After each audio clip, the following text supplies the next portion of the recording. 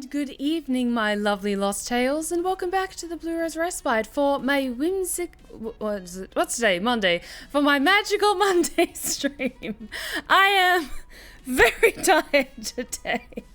But how's it going, my lovelies? What were you guys up to this weekend? I hope you all had a wonderful, restful weekend. I was busy working as always. Sleep is for the dead. And I'm still alive and kicking for now. Oh, but Weaver of Passion, thank you so much for the 19-month resub. Thank you so much. Shout outs to 19 months of amazing support for one of the most underrated voice actresses on the planet. I can't believe it's going to be on 2 years since I first subbed to the channel, and here's to more support in both the future and for Pride Month. Hell yes, Weaver. Thank you so much. I really appreciate it. Thank you for the resub. You gotta make a sticky note of those names. No, I'm a professional. I need to memorize this shit. That new ASMR tale was so good. Oh, thank you so much. I'm really glad that you guys liked it. Because I was looking at like my roster of current characters or like stories that I feel like, you know what?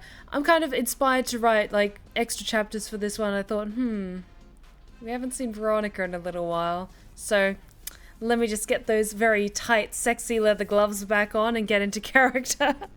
Because, God, she's hot. God, Veronica's just fucking great. She's mafia MILF mama energy and I love her. But, guys, I'm not gonna lie, I'm really fucking tired today. I did so much writing. Today, so I'm a little bit burnt out. So we're going to be doing a regular length game of MonsterCon tonight. We're going to be romancing Liam de Lioncourt, but we're going to have a slightly shorter stream tonight. We're going to do a regular length game instead of a longer one, just so I can go to bed a little earlier tonight. My weekends have been really good. I got to see Ballerina on Saturday and it was absolutely amazing, and the start of my term 2 of my animation classes officially start today. That's fantastic, Weaver. I really hope your classes go well. And Ballerina sounds awesome. Is that I'm assuming that's a movie? Because I've heard a movie called Ballerina. Speaking of the ballet, it was recently, I recently stumbled across that Matthew Bourne's Sleeping Beauty is up in full on YouTube, so I watched that over the weekend, and my god, like, the vampire-loving gothic romance lover of classical music in me was swooning. God, it's good. Oh, that's right, Ballerina's the spin-off of the John Wick movie. I'm awake and don't have memory issues. But I'm so glad you had a great time seeing Ballerina.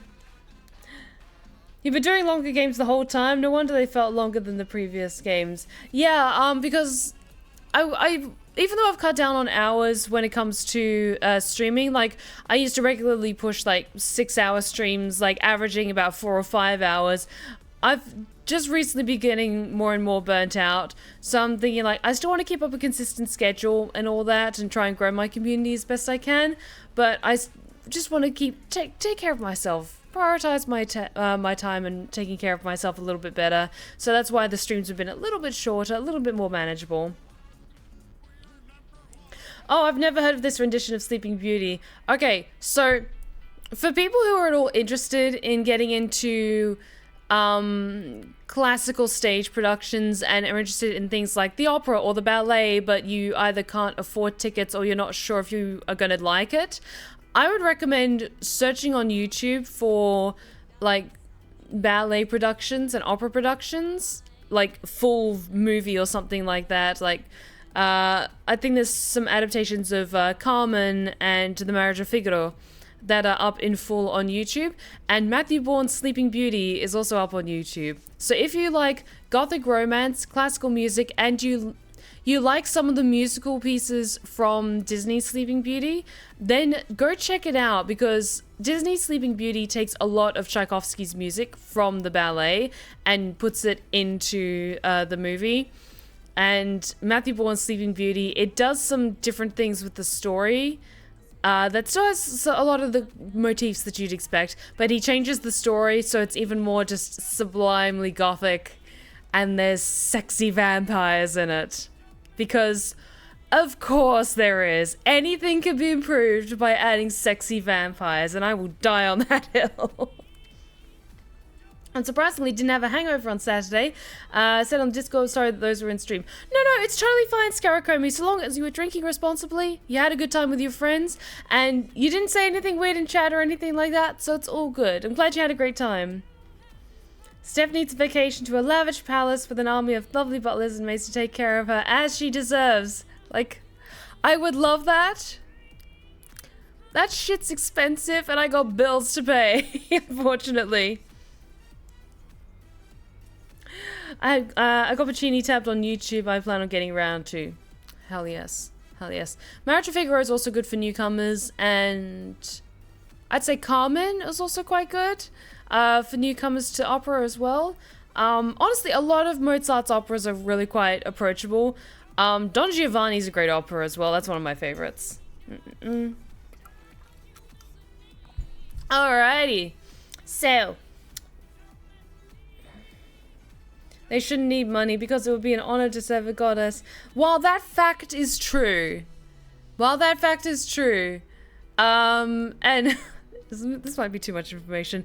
Sometimes when I do go to the nightclubs that I like to go to, I have been like asked if someone wanted to like act in a more submissive role to me, but I'm like, dude, you're like old enough to be my dad, and what happened to hi, how are you? So, unless you're like walking into a space where that is like officially on the menu, it's weird to have someone you've never spoken to before come up and just offer to do that for you. Like, no. Absolutely the fuck not, mate. Also, rewatch chapter 5 of Hunter the Parenting. Damn, I love Elise and Grimmaline. Like, I love those two so much. Grimmaline is the fucking best. Like, Odoroshi is so talented as her voice actress, and like Grimmeline's a babe. I love her, and I love Elise. Like maybe that was a bit too much information. I'm really tired, and I've been writing so much today, and I can't say what I've been writing yet. I'm sorry. Alrighty, so you guys ready to jump in to some more MonsterCon this evening? Because I most certainly am. Because we're going after the hipster himself. We're going after Liam tonight. They're all precious and we would die for them. They are. They really are. They really, really are. Okay. Liam, you fucking loser. Okay, regular game. About 2 hours. I can manage that. Okay, so because we're romancing Liam, I feel like some lo-fi beats are more his vibe. Okay. SpookyCon. For some, it was just a nerdy convention, but for us, it was 4 days to celebrate our many passions and obsessions fiercely, unapologetically. And we weren't alone. Regardless of what you loved, you could always find people who'd make you feel seen and understood. Anywhere else, we might have been seen as weirdos and misfits. But here we could finally feel like, no matter who we were, we belonged. Okay. Well, we do have some cutie patooties available as DLC options. Who would be cute with Liam? Like, I've been playing as Blue for a while. Why don't we go play as Red? Because I like the juxtaposition of a vampire and someone who's like heat-focused or fire-focused. I like the irony of that. Boop, boop, boop. Boop, boop, boop, boop, boop, boop, boop. That's my name. That's my pronouns. Let's do this.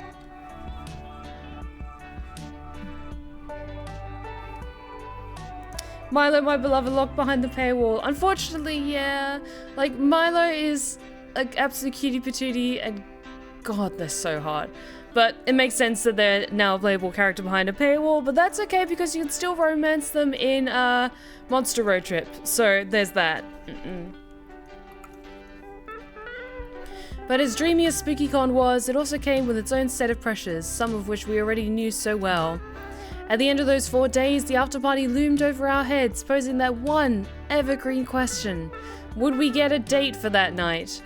As uncertainty plagued our hearts, we couldn't help but think of the 6 hottest nerds at the con. Cool. Zoe, an eldritch cutie who went from endless deity and harbinger of destruction to author of the renowned fanfic Liam Prom. That's an awful idea. Yes, sorry. Thank you, Samuel, for reminding me. For those of you who don't know, over the course of Pride Month, we are raising funds for a charity here in the UK called Mermaids, which supports trans and non-binary youths and their families and helps give them resources to live their best lives. So if you can support you can donate to this charity in any amount at all would be hugely appreciated. $1 or $2 goes a long way, and it would mean the world to me if we could reach the goal by the end of the month. Thank you so much, my lovelies, for considering it, and for everyone who's already donated, thank you so much. If you want to find out more about the charity, type in !charity and it'll bring up with a bit of information about them as well as a link to their website. Thank you so much, and let us continue. Liam de Leoncourt, a hipster vampire whose standoffish demeanor hid the fact that he was truly a lovable dork. I've said this many times, like, Liam is probably the kind of guy that I would normally go for because I love being able to have an intellectual conversation with someone. The hipster side of things, like, maybe a little no thank you, but I'm much more kind of intellectually driven than, like, physically driven, if that makes sense. Weaver, Weaver, you've already donated so much. Thank you so much for the £10 donation towards Mermaids. Thank you so much, Weaver. You're incredible. I really appreciate it. Thank you. Oh, thank you so much. You're amazing. Hooray! Doug Campbell, a kind-hearted slime that was incredibly broke from supporting all of the fandoms he loved. Count your days, fuckers. My wife, Omen, an evil overlord who was recently freed from imprisonment in exchange for giving up her passion for stabbing people. I have the perfect cosplay for that. Nico Sharp, an over-the-top mimic who preferred cosplay over shapeshifting even if they weren't the best at getting into character. And April 1st, a clown idol who was contractually obligated to bottle up all of her non-camera ready emotions inside cute mascots. It had to be one of them, but who? We had 4 days to gather some courage and shoot our shot. What was the worst that could happen? Being rejected and alone the rest of our lives? Ha! We'd had our fair share of love and rejection. This surely wasn't our first rodeo. As we had grown to know ourselves better, we realized we felt more confident. Okay, so we're leaning towards Liam, so I'm going to be leaning heavily into smarts and creativity, I think, are the two strongest traits. So 3 things we like: stupidly specific panels, hyper complex Euro games, and let's see. Role-playing vibe.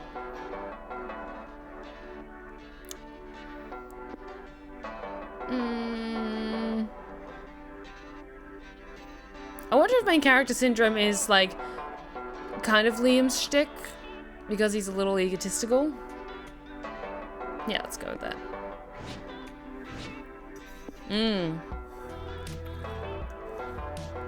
Choose top 3 villain archetypes. Okay, so normally this fan of the opera looking motherfucker is absolutely my style. So let's go with you. I do love me a villain sad boy, so let's go with you. And this is kind of classic villain archetype. This is like Bezos, so no thank you. Let's go with a nice kooky clown for 3rd.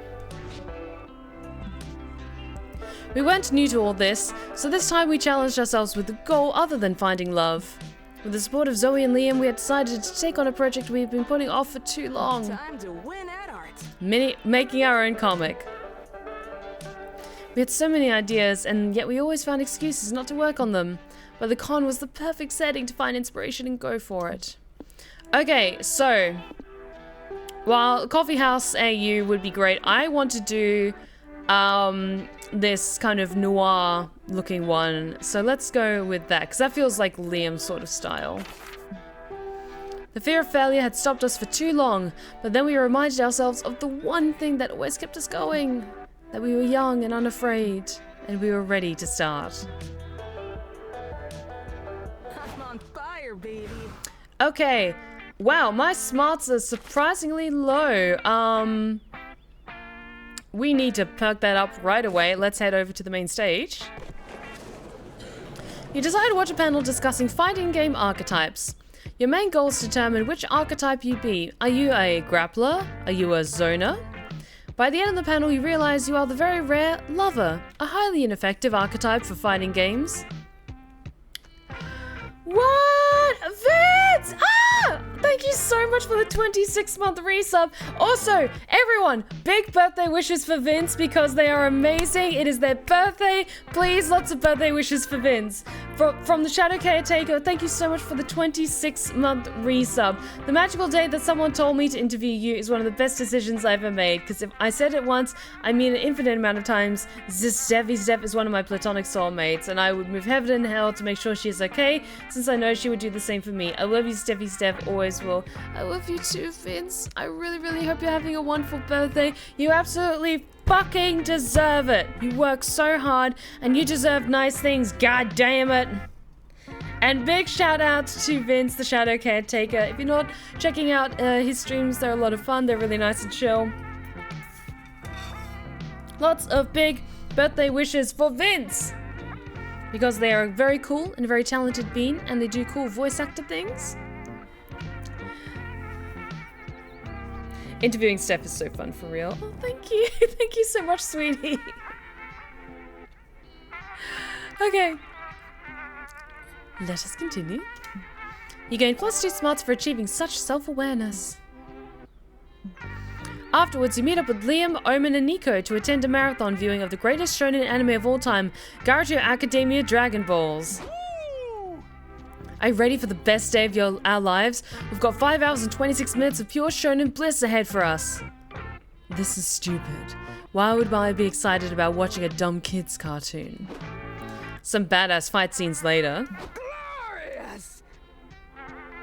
Well, after typing that out, I just cried, so I'm gonna go now. No, Vince. Please stay. Like, if you need to head out, that's totally fine, but... like, your words were just so wonderful. They moved your emotions out of your eyes. It's okay, sweetie. Feel free to lurk if you prefer to do that.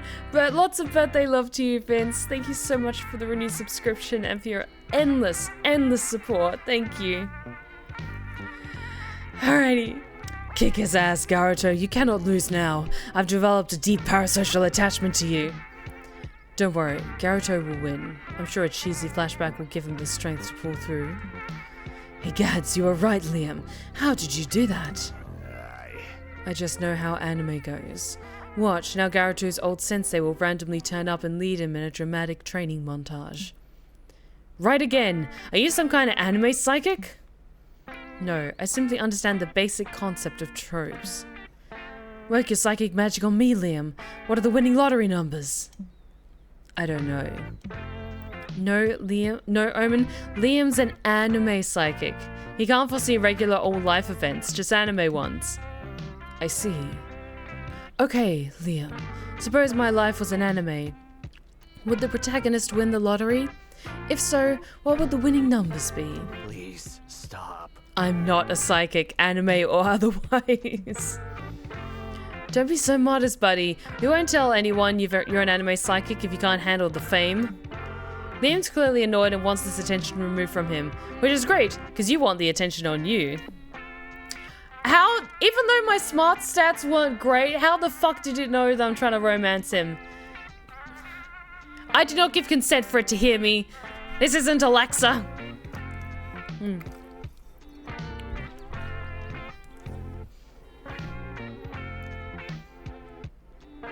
Okay, so this feels more boldness, maybe? Divert attention from Liam by convincing everyone that Naruto only will win the tournament if y'all send them energy by screaming very loud. Or, wow everyone by making your own prediction. The true threat isn't the big buff enemy, it's the short, quiet one with an overcrowded design. This one feels maybe more creatively inclined?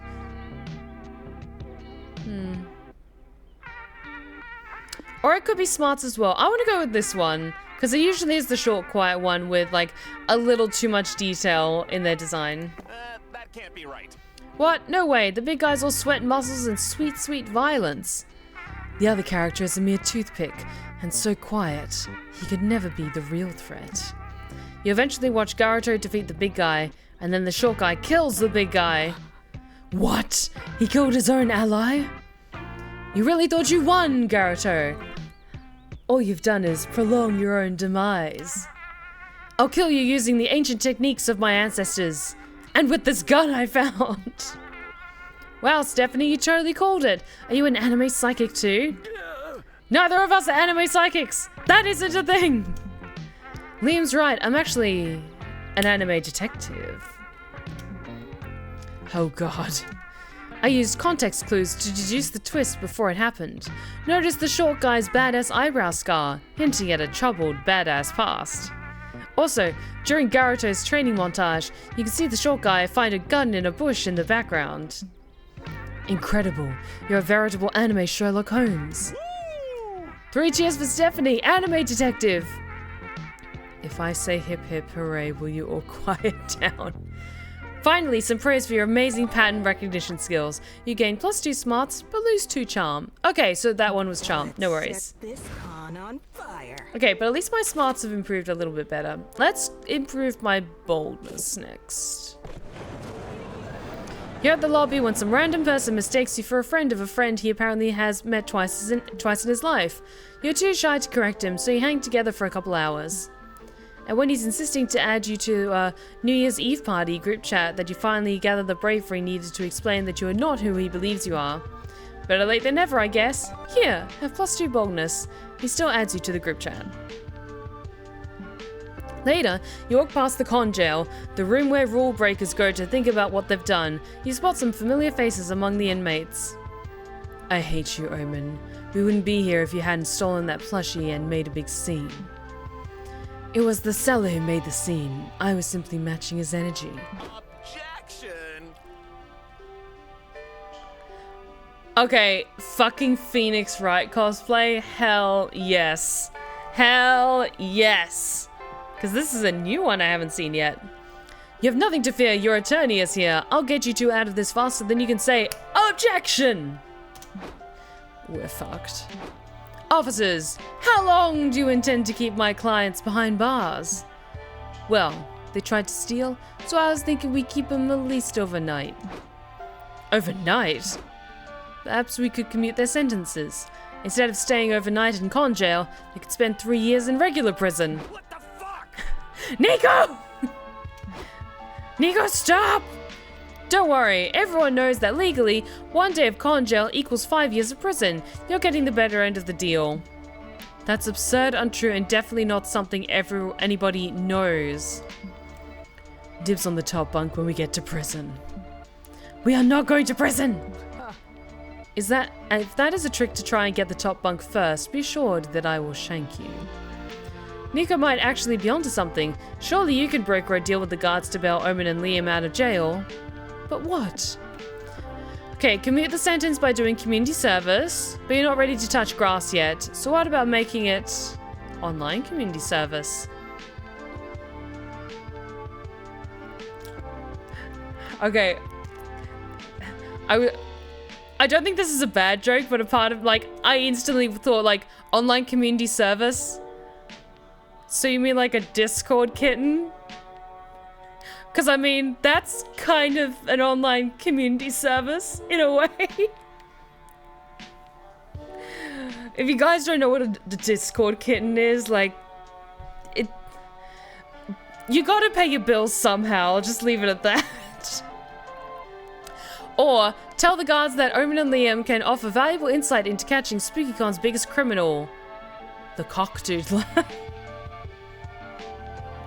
Oh, believe me, I know what a Discord kitten is. Okay, I'm glad. I don't know if I'm glad or horrified that everyone knows what a Discord kitten is.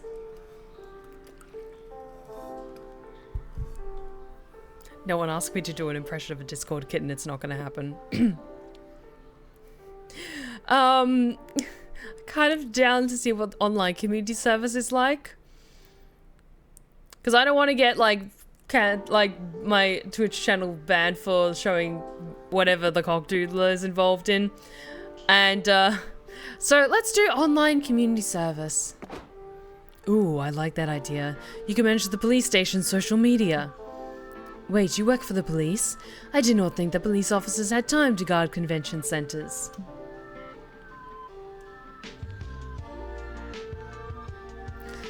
The chief puts us... Okay. Wait, a Discord kid has a specific voice. You know what? I don't need to know. Okay, I won't do the voice, but if you imagine what... I'm so sorry this sounds like an oversimplification, but imagine like what an e-girl sounds like in your head. Like a stereotypical e-girl, or even worse, like something like... Okay, if those of you have seen Hell of a Boss... the animated series by Spindlehorse on YouTube. There's one episode where Blitz has to assassinate a monster fucker fangirl, and she has this really clawing voice. Imagine that as a Discord call, but it's purposefully put on, and I won't do the voice, but it's like, oh, I had such a tough weekend. You know what will make me so much happier? PayPal me $50 and I'll keep talking to you for an extra 30 minutes or something like that. Like that kind of shit. And you know what? Times are tough. You gotta make that dough somehow. So if you are a Discord kitten, you are doing a service. You are stronger than I am. Oh my god.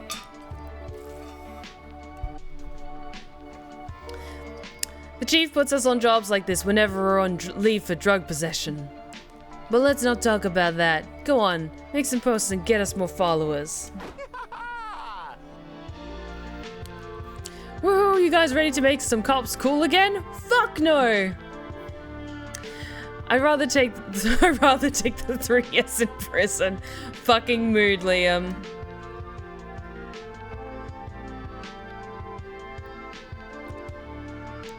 Your loss. What shall we post first?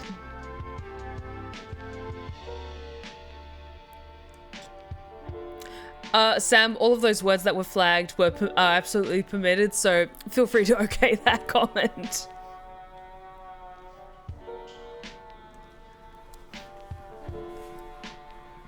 Has to assassinate a monster fucker.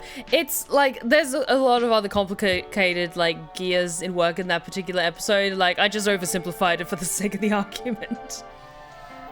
How about just put a no good donut in the jail of my belly. Hashtag lol, hashtag cool cops, hashtag brutal. Brutal? Are you sure about that phrasing? Yeah, as in so cool it's brutal. You gotta brush up on your modern lingo, Liam. Why is everyone commenting ACAB on our post, Nico? Because ACAB. It means awesome content, absolutely brutal. Liam, we are one kindred spirit in this. My turn to post. Attention citizens, do not shoot each other or I will have to shoot you and I promise that I am the better shot. Hashtag ACAB. Well, at least these two seem to be doing more harm than good to the police's reputation. Cool, let's just pretend that that was your plan all along. The security guards let Omen and Liam out once you showed them your hard work. You can only assume they don't know what ACAB means either. You gain +2 charm and lose 2 smarts. That's fine, we need to balance out our stats a bit anyway. Let's go. Okay, so I've already improved my smarts. Let's improve... My fun needs some improvement. You sit down to play an experimental new TTRPG called Dancing with Dragons. It's a typical Tolkien-esque fantasy setting, but all battles are decided in DDR machines against your opponents. Awesome! You carry your party because you've got moves for days. It's a little unfairly skewed because your game master has a broken foot, but that's not your fault. You gain +2 fun kicking ass with your S-rank DDR skills. Later you meet up with your friends to play Grunkle Ball, a fictional sport from the beloved Trials of Lord Grunkle books. Are we ready? Does everyone know how to play? Yep, you just need to make 2 Grunk Dunks to win, right? Yes, but first you have to score 16 Grunkle points to qualify for a Grunk Dunk. You can also make Grunk Dunk if something narratively significant happens to you. Before you can ask what counts as narratively significant, 2 corporate chills barge into the room. Hello, we're representing from the publishing house that owns the Trials of Lord Grunkle IP. You'll have to pay us copyright fees if you want to play Grunkle Ball. We accept checks, money orders, and teeth. That sounds about right. Are you for real? That's stupid! Even if you own Trials of Lord Grunkle, you don't own the concept of throwing a ball through a hoop. What's that? Did you say Trials of Lord Grunkle? We own that title, so you need to pay us $10 to say it. Also, I see that you're wearing pants. Lord Grunkle also wears pants. That'll be $10. At this angle, Steph looks like the mosquito girl. Like, I can kind of see... I can definitely kind of see it if I kind of lower my head a little bit like this, and like, honestly, if that was the rest of my body in that really nice suit, wouldn't have an issue with that. This is a level of capitalism that you're not ready to deal with. You better outsmart these suits so everyone can play Grunkle Ball and wear pants for free. We live in an attention economy. Make a case that you should be paying them with views. Give them some views. Or challenge them for your right to infringe copyright with a basketball match, the official way in which most disputes get solved.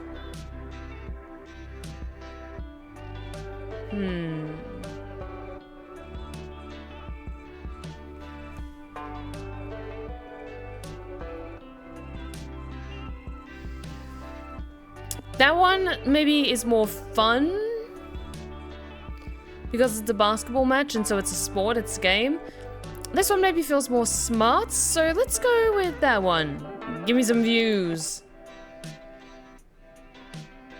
I can't get over how the voice Steph chose to do sounds like Peridot. It does sound a lot like Peridot, doesn't it?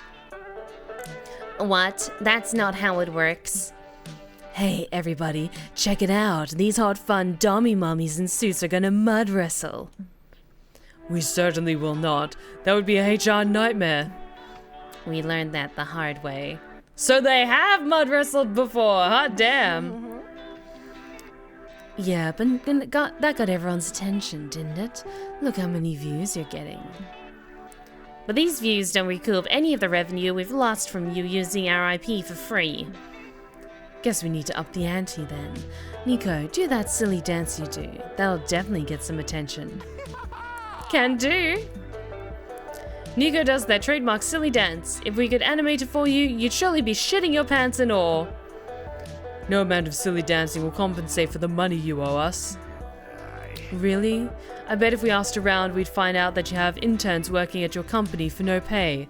How is this any different? Well, we're a huge brand. The professional experience and exposure our interns get is likewise huge. Is it as huge as the exposure my silly dance is getting? No way, that's a lot of exposure. You gotta be at least $200 worth of extra exposure. You can write us a check. No way. Enough. Yes way. Write us a $200 check for our friend's silly dance now.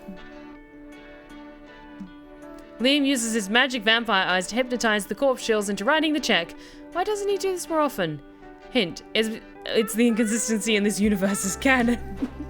You will order pizzas to celebrate your victory over capitalism. You spend the full $200 due to pizza inflation. You also gain +2 charm and lose 2 fun. Here comes the MVP. That's okay. Okay, hotel or outdoors or the merch hall. My creativity and my charm are fairly solid, so I'm going to improve my creativity, I think. You're outside the con when you see a bunch of sleepy-looking people sitting down.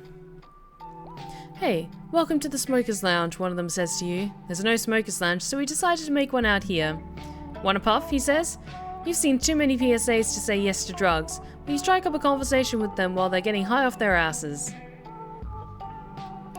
They have an interesting opinion on snacks, ASMR videos, and 2001 A Space Odyssey. Listening to them and inhaling their weed fumes gives you +2 creativity.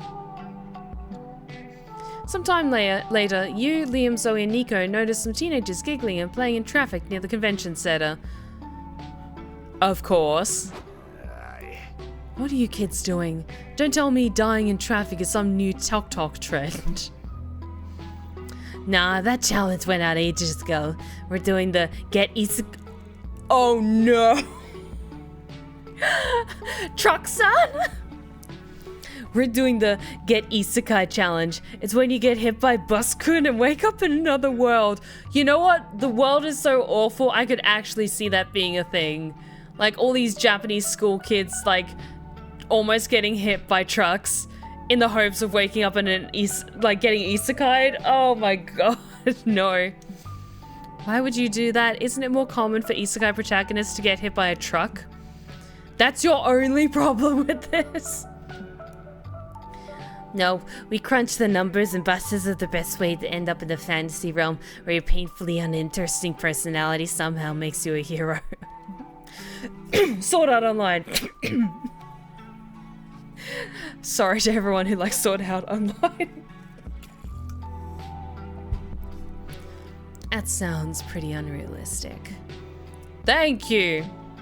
It's much more likely that Buskin would send you to a grim dark world where everyone has inexplicably big boobs. Cleavage! Which is still a win, but you know, manage your expectations. Wrong. If you get hit by a bus, the only place you'll get sent to is the ICU. I don't know, Liam. When I was a kid, a bus ran over my pet fish, and my parents said he got to the beautiful farm. So maybe getting isekai'd is real. Oh, honey, no.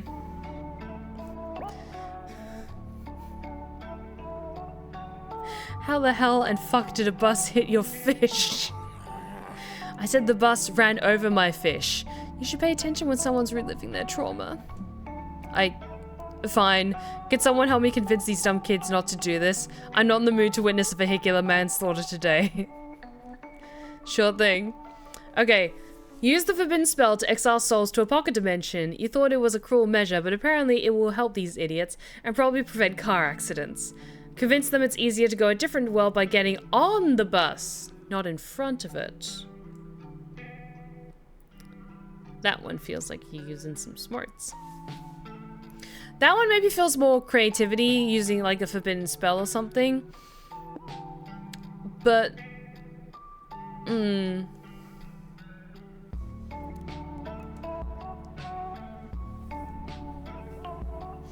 You won't hear me complaining. I could go on for hours about Sword Art Online. Okay, cool. I'm glad I didn't piss anyone off in chat.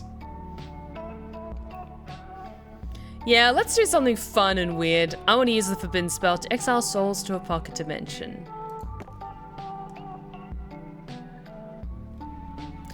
You wave your magic wand to chant, bibbidi bobbidi, get the fuck out, and send the teens to a fantasy pocket dimension. That's my cue to leave. Excuse me. Thank goodness that's over. Let's get some boba. Fuck, I could really go for some boba right now. I want boba now. Damn it. After some time, your phone rings. Those kids are trying to FaceTime you. Hey there. Sup guys, how's the new world? Is it a boob world or an ass world? Nico and I have been taking bets. It's a lame world. We don't even have superpowers or anime GFs. Let us out. We want to get isekai'd into a cooler world. No, you clearly haven't learned your lesson. You're just going to play in traffic again. We have to. You didn't let us get hit by Bus-kun, which is a crucial part of the isekai experience. That must be why this place sucks. Hang up the phone, Stephanie. Let's... Fuck, I don't know, get some more boba or something. I mean, my attention's more on, like, this part of what you said. But, okay, we can get some boba. You got a second round of boba. Your phone rings again a few hours later. Only one teen is on the call this time. Good evening, gang. Wait, weren't there more of you before? Not anymore. Since you wouldn't help us, my friends decided to get trampled by a horse-drawn carriage and get isekai'd into a deeper, cooler world. Imagine getting isekai'd to a 40k or Souls-like universe. Okay, which would be worse? Legitimately, if you got isekai'd into, say, the Bloodborne universe or the Warhammer 40k universe, and you are part of the Emperor's, like, army. Like, you're on the side of humanity. You're not in the sexy fuck pile with the Slaneshi. No. You have to earn the right to get your skin turned into a violin, okay? I said what I said.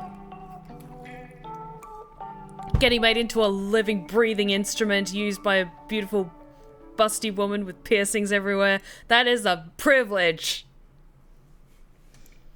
Bloodborne, probably. Yeah, I think Bloodborne, honestly, like, with just how fucking miserable the 40k universe is, even, like, your average Joe, no, life is hell, existence is hell, and the best case scenario is that you get, like, drafted into joining the Space Marines and you have to, like, you like ab day at the gym? That is like your eternity of suffering. Like, you lose all of, like, everything that you are just to serve the fucking Emperor who just gorges himself on psychic screaming children.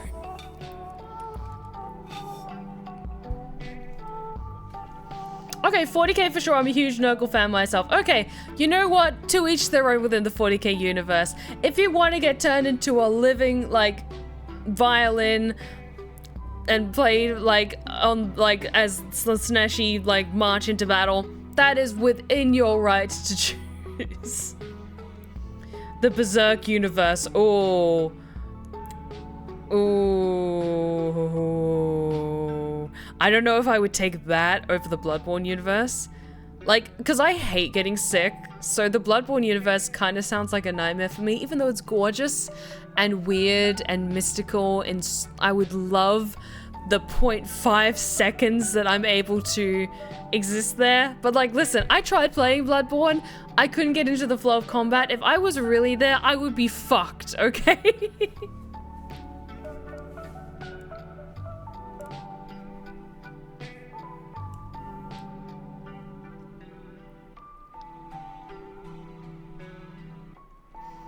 Wait, which world would be worse to get isekai to into Steph's ASMR tales? Okay. So, my personal opinion, the universe in which Shadows and Stardust takes place was very much inspired by a combination between My Hero Academia and The Boys. I would rather die than be in the same universe as The Boys. No. Militarized superheroes? Absolutely the fuck not. With no accountability and letting horrible things happen every single fucking day and no one is held accountable? Absolutely the fuck not. No. No, no, no, no, no, no, no. Never. Now, let's change things around. What is a universe that you would like to be isekai'd into? We won't, like... Well, it's fun to, like, talk about what the worst one is. What is one that you would legitimately be like, you know what? I'd be down for that. For me, it's probably the Pokemon universe. Because I want to be able to just go off into the world and just explore and hang out with cute animals. And I get to battle, like, kids and take their pocket money. And that's a legitimate form of employment. Like, for me, Pokemon universe, or maybe, like, okay, what's, like, a good vampire universe that I think I would survive in? Like, Anne Rice's universe is pretty cool, but that would require me having to, like, actually try and get, and, like, Lestat to be on my side, or, like, appeal to Lestat and he would want to be friends with me, which I kind of doubt he'd be interested in.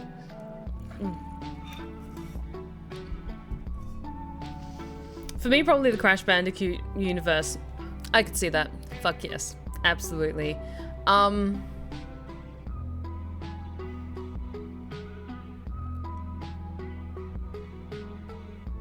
I was just trying to think, like, is there any other, like, video game that is, like, one of my top favorites that I would, like, really want to kind of isekai myself into if I was, like, embodying the character that I was playing as? Maybe the Dragon Age universe? Like, Dragon Age, the Veilguard or Inquisition or something like that? I don't know. Maybe the Dragon Age universe, because, like, like, Faerun, like, Baldur's Gate? No, I don't want to fight the Dread 3. I don't want to fight the Dread 3. Even, like, sorry, the Dead 3. Apologies. Now this is just turning into a rant. I should be focusing on the game, but no, this is way too interesting. Even though the temptation of like getting to know Astarion as an actual person, the allure is there, and I want that so badly. But then I gotta fight fucking gods. No, I just want to run around the country with my cute little animal friends. I'd probably be a ranger. So that's why I'm thinking Pokemon. Pokemon, slightly less chance of instant death. Okay. So, let's focus back on the game. Whew.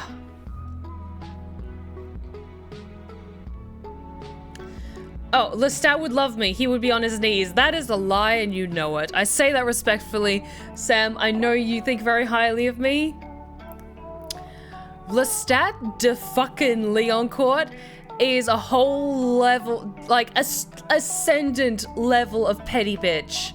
Well, I think we would maybe have one good night where we just drank margaritas and bitched the whole time.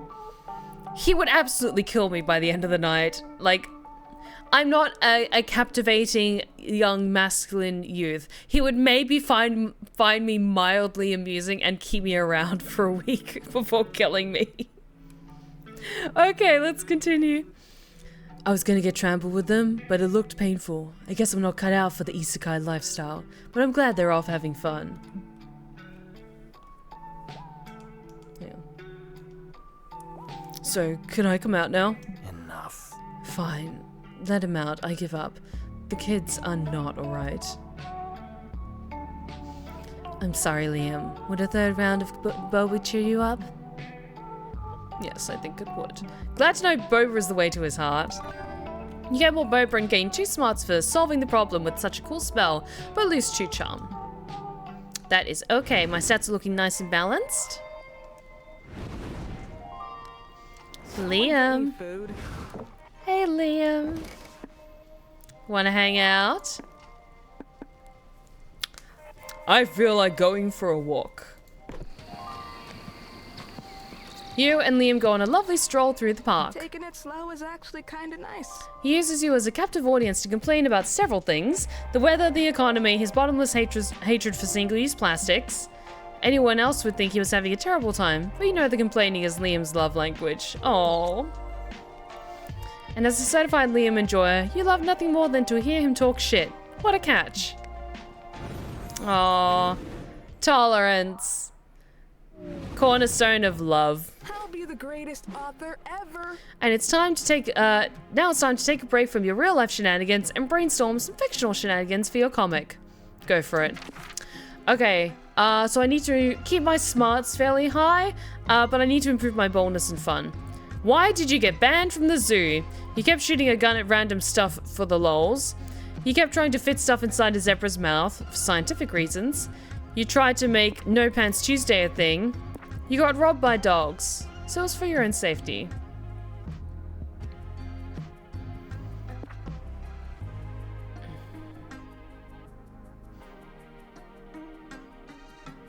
I kind of like the idea of trying to fit stuff inside the zebra's mouth for science reasons. Let's do that. Choose a detective book that you would totally catch your attention. The Case of the Missing Vagina, The Get Detectives In, Babies, Where Did They Come From? Death of a Twink. Or The Mystery of How Planes Fly. I mean, come on, it has to be Death of a Twink. We are literally trying to pursue a twink-ass vampire in this run. Like, Liam is absolutely a twink. Don't get me wrong. Let's go with Death of a Twink. Okay, my smarts are still high, but my boldness is balanced out a bit better. Let's get back to the con. I'm on fire, baby. Okay, let's improve my fun first. There's a Smash Your Bros tournament going on at the community zone. You sign up because love always trumps violence. The matches involve 8 players each and things get horny and confusing quite fast. In the end, it's very hard to tell who actually won, but you all surely got +2 fun in the process. Later, you join an open enrollment TTRPG event. Liam has been GMing a Wyverns and Wizards campaign for a couple of sessions, and he wanted to join and support him. You know, Liam can be an acquired taste, so you thought you could help him a bit more, be a bit more digestible to strangers experiencing him for the first time. Greetings, my fellow congoers. Greetings, everyone. This is my friend Stephanie, and she'll be joining our little adventure here. Marvelous. A friend of Liam is a friend of ours. Hi, Matt Mercer. Huh, they seem to be partial to Liam. Maybe he hasn't Liamed all over the place yet. That's good. This way you can cushion any bad impact once he does his thing. Okay, so to bring you up to speed, we've been investigating a mysterious black fog that's been coming from the mountains. I told you guys, I think it's an army of chain smokers. Earl here is the titular jester, always with a joke in hand. That's what she said! Oh Earl, stop being this funny for a second, would you? Last session we just arrived in this town. We should resume our investigation.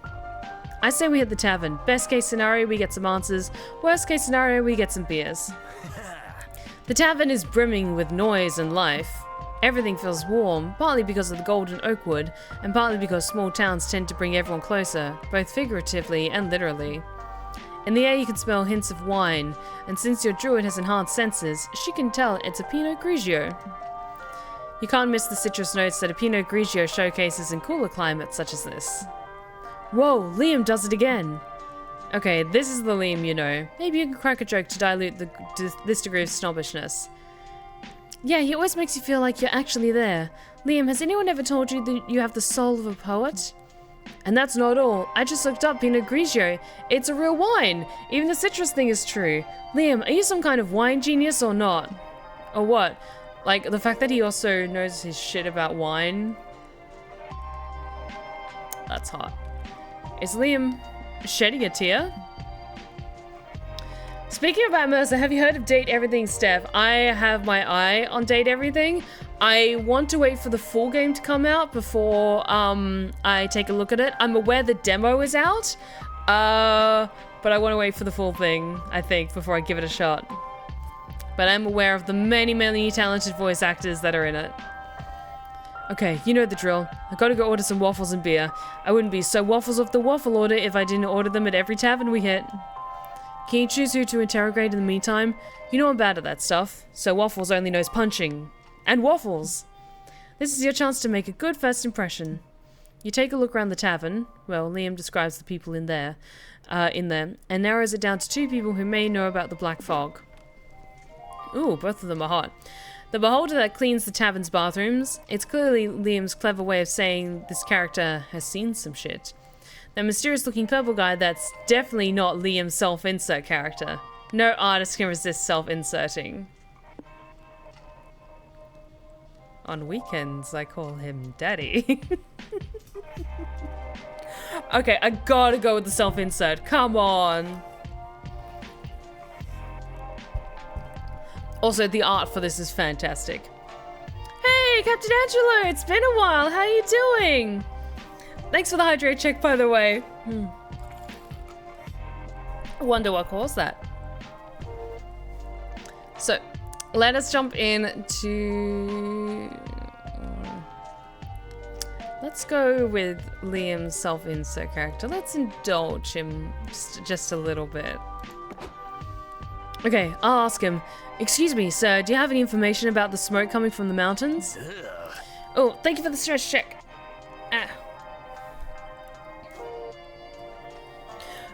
Once again, I sit here with Quill clearly in hand, yet everyone constantly bothers me and doesn't care a whit for my poems. Oh, sorry, I didn't know you were busy. Why do I even bother with poetry anymore? There's a love of the craft, sure, but a one-sided love is a lonely relationship with art. Actually, a one-sided love is a lonely relationship with art can be turned into decent iambic pentamina. I should write this down. Jeez, Lima, I wasn't going to say anything at first, but could this guy be more of a self-insert? What? Don't be ridiculous. Locke de Lockhart and I have nothing to do with each other. He's literally obsessed with iambic pentamina, just like you. So authentic. Anyone would be obsessed with iambic pentamina if they were lucky enough to encounter it. I will say, iambic pentamina is... I know, it hits the ear just right, and it is lovely. Your poetry sounds interesting to me. What's iambic pentamina? I'm so glad you asked. It's a poetic form that's common to English poetry. Oh, sorry, I was asking Lock that, in character. Ah, my apologies. I'm so glad you asked. It's a poet form that's common to English poetry. Liam goes into a 20-minute session of Liaming all over you four. It's, as no one says, iambic pentatonic. That was super interesting. Shall we ask about the Warlock and the Black Fog now? Good call. Allow me. Mr. Lockhart, would you be so kind as to tell us all you know about the smoke coming from the mountains? In iambic pentamina. Liam takes a minute to respond. You swear he's shedding a tear. Again. It would be my pleasure. Liam proceeds to go full iambic pentamina. The players listen to him, with intent. Dang, these people truly have got good vibes. You gain +2 creativity and lose 2 smarts. Let's set this con on fire. It's totally fair. Let's improve my charm, shall we? You check out the stands to buy a few comic books. They give you a free tote bag. After that, you buy a couple prints from an artist. You get another tote bag. Then you buy a cool tote bag, and they give it to you inside a free tote bag. You gain +2 charm from all these fashionable and free tote bags you have now. If only you had something to carry them all. One of the booths set up as a claw game to attract attendees, but the claw game was way more profitable than whatever game they were selling, so now it's just that. Doug, Liam, and Nico are here, and they seem totally hooked on this machine, lol. Dang. Wow, Doug, you're amazing at this. I didn't even know claw machines had high scoreboards. Oh, it's no big deal. I've got a claw machine at home. I use it instead of a fridge. On second thought, it might have been better to buy the fridge. Mesmerizing. Now get the Dolphin with the chef hat. Not because I long to invite him to my Michelin-starred animal tea party. Just because it looks challenging for you. Cutie. Doug expertly grabs the Dolphin plushie, but when he lifts the claw, you see a funny little man with a disapproving frown on his triangular face. Hey, what are you doing? This is my house. Stop taking my furniture. Whoa. Whoa, who are you? I'm Splonk Douglas, the crane gnome. How dare you wake me from my 100-year slumber? I don't understand why you're only mad at us. Don't people take things from your house all the time? Oh no, nobody ever gets anything out of claw machines except for me. You poor little triangle baby, all alone, trapped inside this claw machine. We need to find you a home. This is his home, Nico, weren't you listening? Never! Well, if we really want Splonk Douglas out of this claw machine, I'm sure Stephanie has some ideas. Bad ideas, but ideas. Okay, dress him up like a newborn and swap him with a baby at the local hospital. Or set the claw machine on fire! Then Splonk can buy a real house with the insurance money.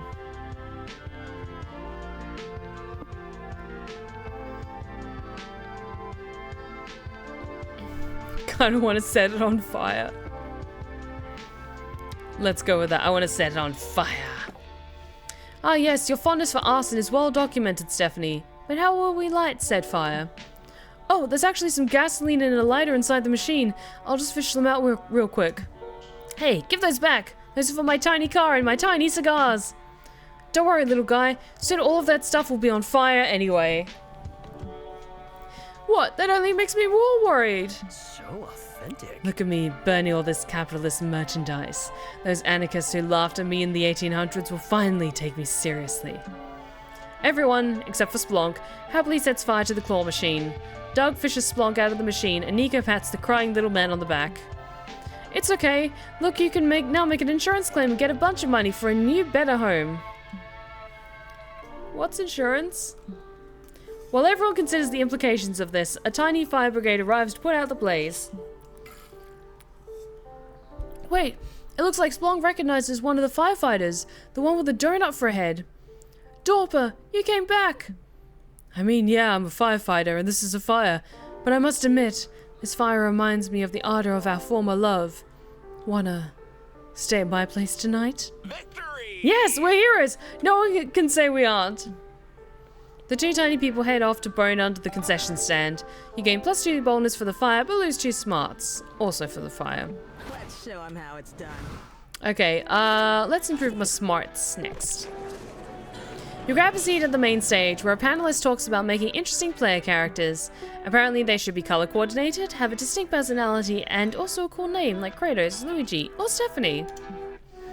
You learn you make an awesome PC, and that self-knowledge equals +2 smarts. The con's main stage is hosting a screening of the 70s cult classic, The Rocky Horror Picture Show, and you, Nico, April, and Liam are on first row. Oh, I love her outfit! Oh, it's like a little carousel, it's so cute! So, what's this movie about?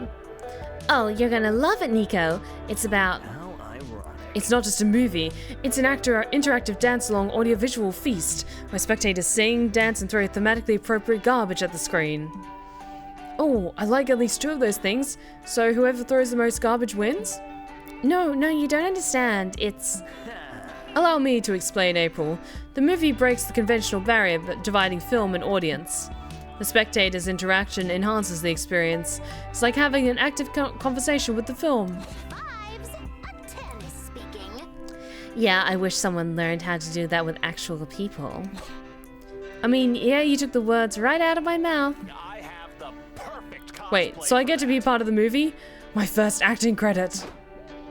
Alright everyone, flash your sequin costumes and hold on to your glitter, because it's time for the Rocky Horror Picture Show. Let's go! Already loving it. As the first few images of the movie appear, you start hearing a sizzle. Before Liam can give you a rundown of the director's career, the screen bursts into flames. Is this part of the show? Am I supposed to set myself on fire? No. Old film material is highly flammable. Well, let's just get a different movie. I'm sure the other movie won't get mad. You have a point. This is not about a specific film. It's about community. We uphold the tradition by breaking it. What's that supposed to mean? I guess all that active conversation stuff works for any film as long as you're the one talking. Stephanie, why don't you pick the film? This 5-hour experimental Hungarian film about the futility of life. It was practically made for zany audience interactions. Or just straight up porn. But then there's like whole different types of porn, which I'm not going to get into because I want to keep my channel. But why don't we do the artsy-fartsy Hungarian film about futility of life, sorry. Let's go with some weird mumblecore nonsense. 20 surprisingly efficient minutes later, you've set up all the cues and distributed leaflets with instructions to the attendees.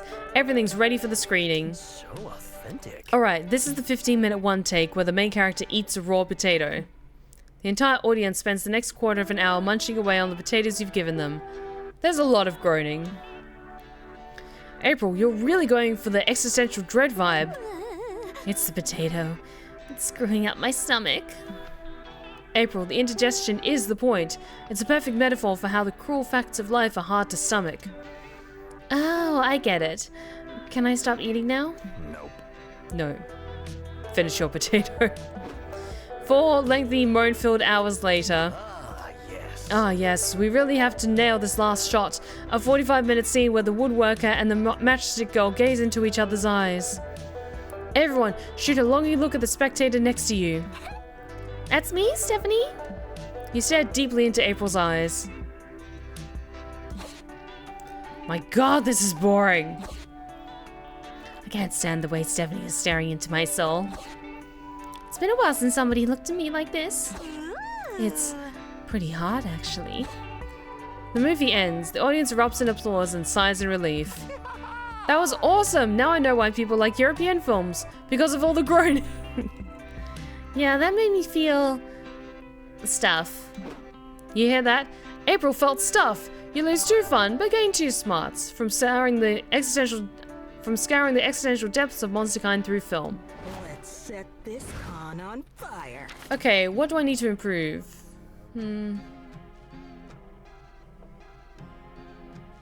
So either lobby or creativity. Let's head to the lobby. I need to improve my boldness. You're strutting down the lobby, proud of your amazing cosplay. A kid approaches you. Can I have an autograph, please? Oh, you have a little fan. You hand him an autograph. The kid yells, "Who is Stephanie?" He leaves crying as he realizes his favorite character is not real. Oops, forgot to stay in character. You gain +2 boldness for being a ruthless person who just shattered someone's dreams. Suddenly you hear angry chants in the lobby. You, Liam, Nico, and Doug get closer to investigate, and you find a small group of protesters waving picket signs. Hi, I'm Doug. My main task as a con volunteer is to turn your frowns upside down. What is making your con experience suboptimal? We're protesting against the cancellation of Caveman Manor, our favorite TV show ever. What? The show about a cryogenically frozen caveman who wakes up in Victorian England? They cancelled it? What an injustice! I know for a fact you've never watched that show. Well, now that it's cancelled, I know I never will, and that fills me with righteous rage. You'd love it, Nico. The caveman falls in love with the Countess of Elwoodshire and tries to woo her with his primitive charms. Exactly, and they cancelled it right when there were hints of the Countess might actually be a descendant of the caveman. What? I need to know if their love is forbidden.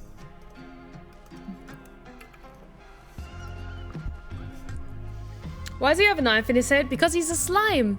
He's supposed to be a gelatinous slime. No, a gelatinous cube, but like as a slime. So it's like he's a particular monster type. So that's why he's got a knife in the skull that's floating within his ooze. Oh well. Yet another show devoured by the streaming era's fast food culture. That's it, Liam? You're just gonna shrug your shoulders and call it a day? Maybe. But I might also write a blog post about it this afternoon. Can't we do something a little more hands-on? The con manager just told me we have to stop the demonstration because protesters are not buyers. Excuse me. I'm sure Stephanie has an idea. Okay, so fight fire with fire. If they cancelled your favorite show, then the best strategy is to clearly cancel the show exec's favorite show. Or... Sorry. Oh, a lot of talking. Threaten the studio execs by sending them severed fingers. Whose fingers? No clue.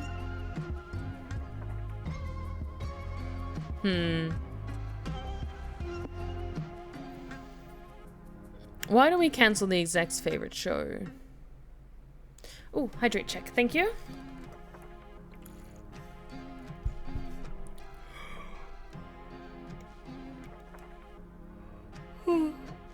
Excuse me. I am so tired. Hang on. There we go. Fire. Should we cancel the exec's favorite show? I'm not sure what stat that would be in. I think that one definitely feels more like boldness, and my boldness is pretty strong. So let's go with this one. Yeah, cancel favorite show, best strategies. Clearly to cancel the studio exec's favorite show. Fight fire with fire, fuck yes. That'd be a good idea if we knew what TV execs like to watch. What TV shows do the people who make TV shows watch? We don't need to know. Liam can write them a letter saying we'll cancel their favorite show. Oh, now you want me to write, huh? What am I supposed to say? That we have show cancelling powers? Oh, genius! Liam, you're a genius! Well, tell them we have a show cancelling spell. I bet they'll believe it. Magic spells tend to be super convenient. Ooh, I got another one. Tell them we also have a spell that'll make their butts explode. People are super afraid of having their butts explode. Looks like all my friends are geniuses. Oh, stop it. Alright, I've written all your nonsense. I'm sure your anonymous threats and make-believe powers will work like a charm. Looks like they already did. Check this out. Caveman Manor returns for 2nd season. Wow, that was quick. Head of production releases press letter saying, we are happy to bring back the show just as long as poor people make great furniture stays on TV and our butts are safe. Oh, so that's what rich people like to watch. A show about poor people making chairs. You check out an episode on your phone. It turns out it's not about broke furniture makers, but about poor people being used as furniture. Fuck. This is depressing. Well, you're not going to save the poor, but you did save the show. You gain +2 smarts, but lose 2 boldness. That's totally fair. Hey, Storykeeper, how's it going? Hey, you. Hey there, fancy a mystery box? Nobody knows what's in them, so pick one and we'll both find out.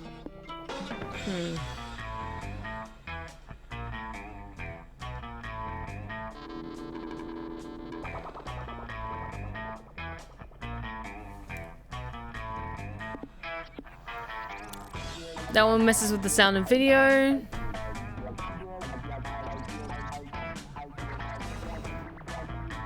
Said to be cursed. These may profoundly impact your own self or the ones you're trying to romance. I am curious about that one, but I'll save it for another time. I want to maybe see the Landmarks in Love one. Although, buff bugs, like, I'm happy to mess with my stats a little bit for the sake of comedy.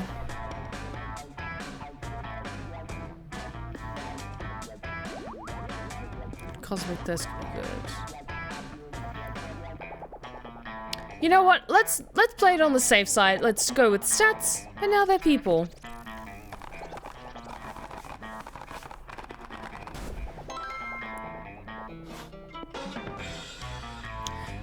Oh no! You lose a bit of all of your stats. Damn it! No! Thank you. Come again, etc. Next. Ow. I don't think we lost like a ton of progress. Like, I think if I just lean more into my smarts, then it should still be fairly strong. Can you guess what time it is? Yep, it's comic time. Time to brainstorm. A genie gives you $1 million, but there's a catch. You'll develop a serious addiction to puns. When you're talking to anyone, you'll make the persistent error of calling them Mom. You'll be stalked by a demon named Larry, or every morning you'll have to eat 6 burritos, causing a persistent tummy ache. I do like me some puns. Why don't we go with that? What conversation topic is severely underrated? Discussing the fact that while Tauruses are objectively hot, Geminis tend to be the worst. Your mom jokes. What not to name your fantasy characters unless you want them to sound dumb. Or carnicitation, a proven form of convergent evolution in which non-crab organisms evolve a crab-like body plan. That is an actual thing. It's fucking weird, and that should boost our smarts.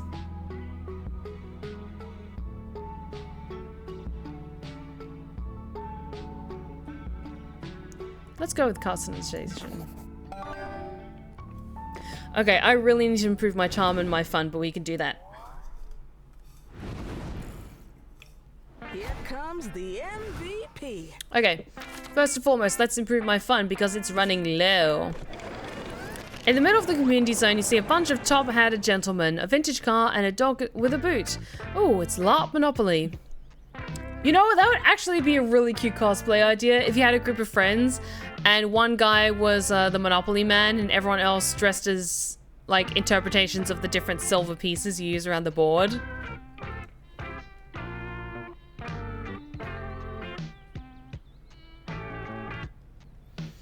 This goes against all your values, and yet the moment you start making money, you gentrify the fuck out of a street by building many hotels. You make sure everyone who dares to step on your turf becomes miserable.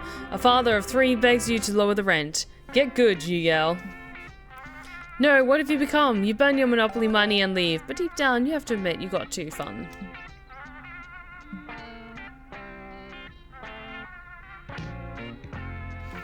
Later, you head to the community zone for another session of Liam's TTRPG campaign. Bonjour, as the French say. Comment ça va? Last session, you learned that a warlock is creating the black fog for some sinister plot, but not a moment too soon. Today, you wake up from the fog blanketing the village. Uh-oh, I bet that means the warlock's about to attack. The villagers must be freaking out. Actually, the smoke is giving all the villagers a giggly head high, so most of them are just having a good time in the town's plaza. They're now throwing a party of that they're calling the Lollapalooza of the 14th century. I got this. I'm going to stand up on a box and try to get everyone's attention. Hey everyone, stop dancing and get the hells out before you get hurt. Go away, boo, a drunk villager says. Doing recreational drugs and shading my posterior is way more fun than listening to logical reason. Yeah, Liam, shut up, another villager adds. Even if your words are sensible and smart, I prefer to call you a nerd and start a fire for no good reason. Liam? Yes? No, I mean the second villager called Liam. My character's name is Sir Waffles. Oh, yeah, right. My bad. It was a temporary lapse. He meant to say Sir Waffles. Geez, projecting much? Poor Liam. Guys, are we sure that villagers are actually worth saving? Of course they are. We just need to think of a way to get them to leave. Oof, Sir Waffles isn't one for plans. Oh, I wish I could be at the tavern, eating some waffles and drinking some beer. Maybe they need some tough love? Let's attack them until they decide to leave on their own. Nah, you're not resorting to violence. Yet. How can you convince the villagers to evacuate?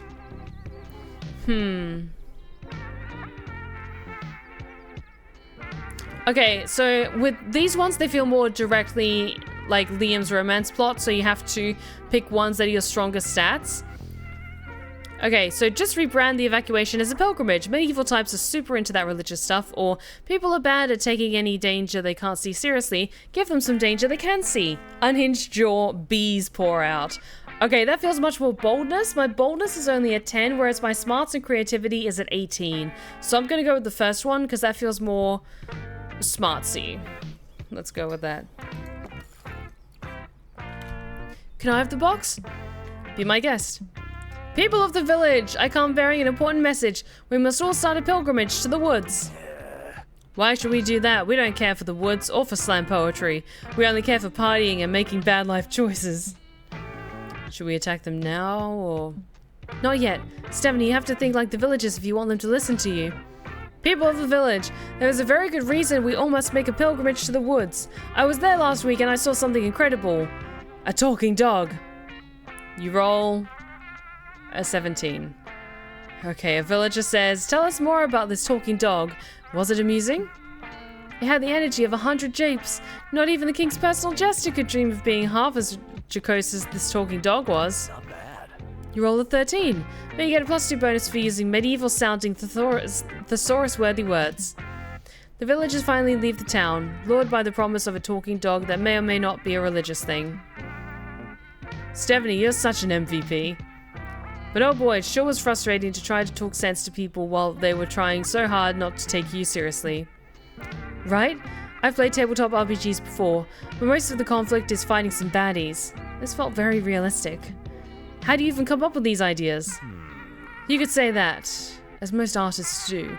I draw from my own experiences. Oh, yikes. You had to go through that yourself, Liam? Sorry to hear that.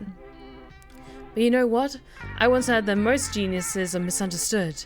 Maybe this means you're a genius? Nah, but let's not forget about the other genius in this room, Stephanie.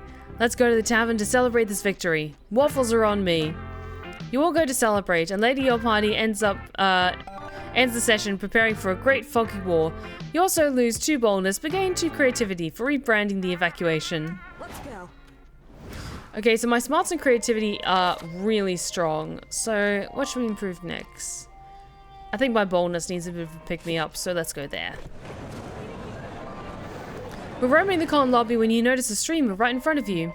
You turn around to avoid the camera, but there's another streamer right behind you too. You're caught in a streamer crossfire. You're technically in 2 places at once. You feel imbued by the power of omnipresence, or at least you know by presence. Then one of the streamers leaves, so you're just a rando in the background. Still, you experience twice the power of any mortal, which gives you +2 boldness. Hang on. Excuse me. You, Liam, Zoe, and Nico were supposed to meet up in the lobby to go to a panel together, but you can't find Nico anywhere. You decide to call them. Yo, what's up, Stephanie? Are you with Zoe and Liam? Yep, and we're looking for your goofy ass. Where are you at? I don't know. I'm pretty sure I'm in the lobby, or maybe the merch hall or the bathroom or something. What? How do you not know? Are you lost? A wizard is never lost. He is precisely where he means to be. Even if he doesn't know exactly where that is. We'll find you. What do you see? I see 4 walls and, some carpet. That rules out the bathroom.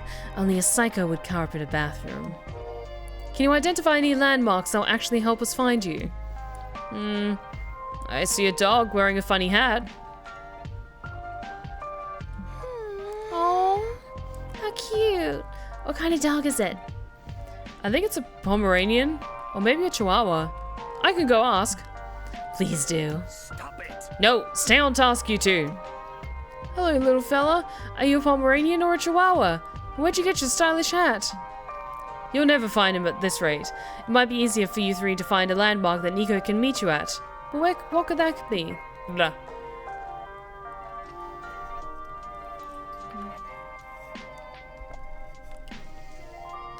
Build a 12-foot marble statue in your likeness. Nico knows what you look like, making this a very recognizable meeting point. That feels very creatively inclined, and I'm already really strong with creativity. So, I want to start a big fire.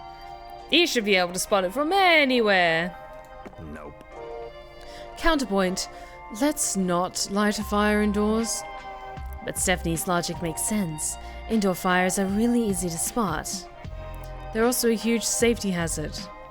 Well, Liam, no plan is perfect. Besides, I already started the fire. You guessed as much from the fire alarm and screaming people. And now we wait. Remind me, how flammable are our bodies? I'm still getting used to this whole mortal realm thing. Hey, remember me? I'm Nico. I found you guys. What's with all the fire? Wait, nobody told you to meet us by the fire? Why would you walk toward a fire in a burning building? I thought I could help. A true wizard is immune to elemental damage. Ow, ow, I got an ember in my beard.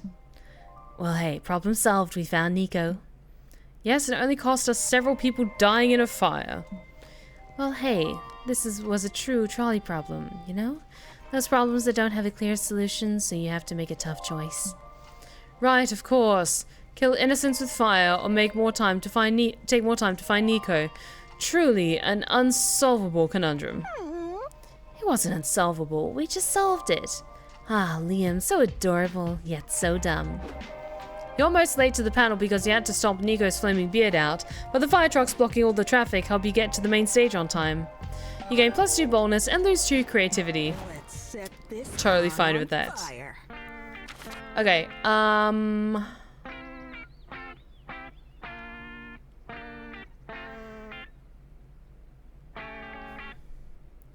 so, smarts, creativity, or charm? My charm could use some more improvement, so let's go with that. You find some teenagers selling their own fanzines. Oh, so cute. You check them out, and they are awful. As far as you remember, you had better taste when you were their age. To show them how it's done, you make your own zine right in front of them. What a mentor! You leave it on their stand so they can sell it. They don't seem to like you, but that awesome zine you made nets you +2 charm. You're still reeling from the horrors you saw in that homemade taxidermy booth, so you're a little slow in the uptake when your other friends stop dead. Oh my gosh. Is that a Pure Lust polyresin 1x4 figurine of Lemmy Dimitrescu mint in the box? Were any of those words supposed to mean something to me? It means something to me. They only made 50 of these beauties. I've never seen one in person. I think I'm gonna pass out. Focus, Doug. You can't make the purchase of a lifetime if you don't keep your eyes on the prize.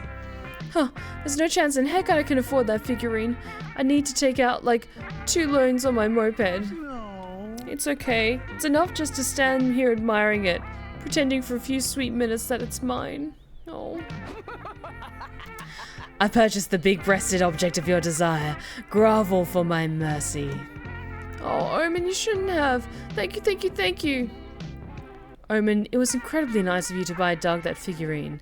As your Redemption Arc program sponsor, I'm proud to take some credit for your growth. What are you two talking about? I bought this lecherous totem for me.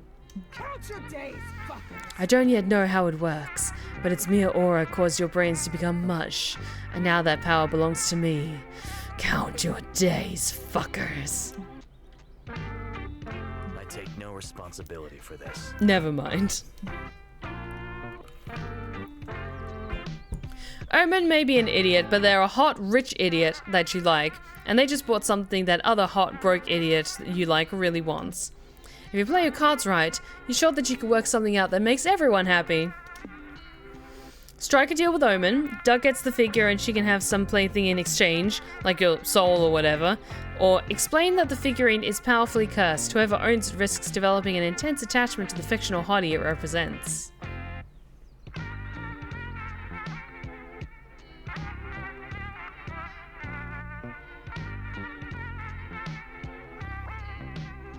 kind of want to do the second one. Let's go with the second one. I don't believe you. Oh, sweet omen, we've all been there. Here, tell Lady Demetress that you feel no attraction to her. Doug, it's just a plastic figure. A plastic figurine with some big plastic boobs. Whoa, look at those boobs. Yeah, and her commanding eyes, her intimidating yet alluring figure, her... No, it's mostly the boobs for me. Look at them! Wait, this is the powerful curse you were mentioning before. You want me to fall under the spell, don't you? But Omen is stronger than a silly totem. A breastful, full-chested totem that melons boobily into your soul. Stop it! Omen, there is more to Lady Demetresque if you only stop to appreciate... Doug, do you want Omen to appreciate the figurine's other features, or do you want her to give it to you? Oh, I want the second thing. Here. That was epic. You mentioned make her give it to me. Thanks, Stephanie. Look at poor Doug with his boobied totem. It's too late for him. Thanks for saving me from such a fate. Thanks for making those two stop. Yeah, you managed to make 3 people grateful to you for different reasons. You gain 2 smarts and lose 2 charm. Here comes the MVP. Have you seen Psycho Gorman? I do not care for hunky boys. Or do I? I've seen the meme. I've seen the clip though. I haven't seen the actual movie or series of Psycho Gorman, but I have seen that moment. It's very funny. Hang on. Ah. My foot is weirdly itchy. Ow. Ow. There we go. Sorry about that.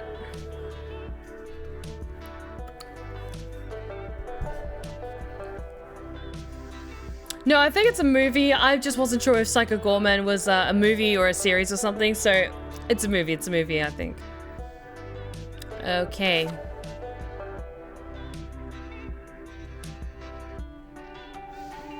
Hotel, outdoors, or main stage. I'm already really strong in smarts, so let's improve my creativity. You're chilling in your hotel room, staring at the ceiling. When you've already memorized the ceiling, you decide to call room service. Room service asks you, how can I help you? You tell room service you memorized the ceiling because you were bored. Turns out room service loves your room ceiling. They memorized it out of boredom too. You talk about it for hours. The conversation is enriching and inspires you for any ceiling-themed creative projects you may have in the future. You gain +2 creativity. Afterward, you, Nico, Liam, and Zoe are sitting by the food trucks eating corn dogs.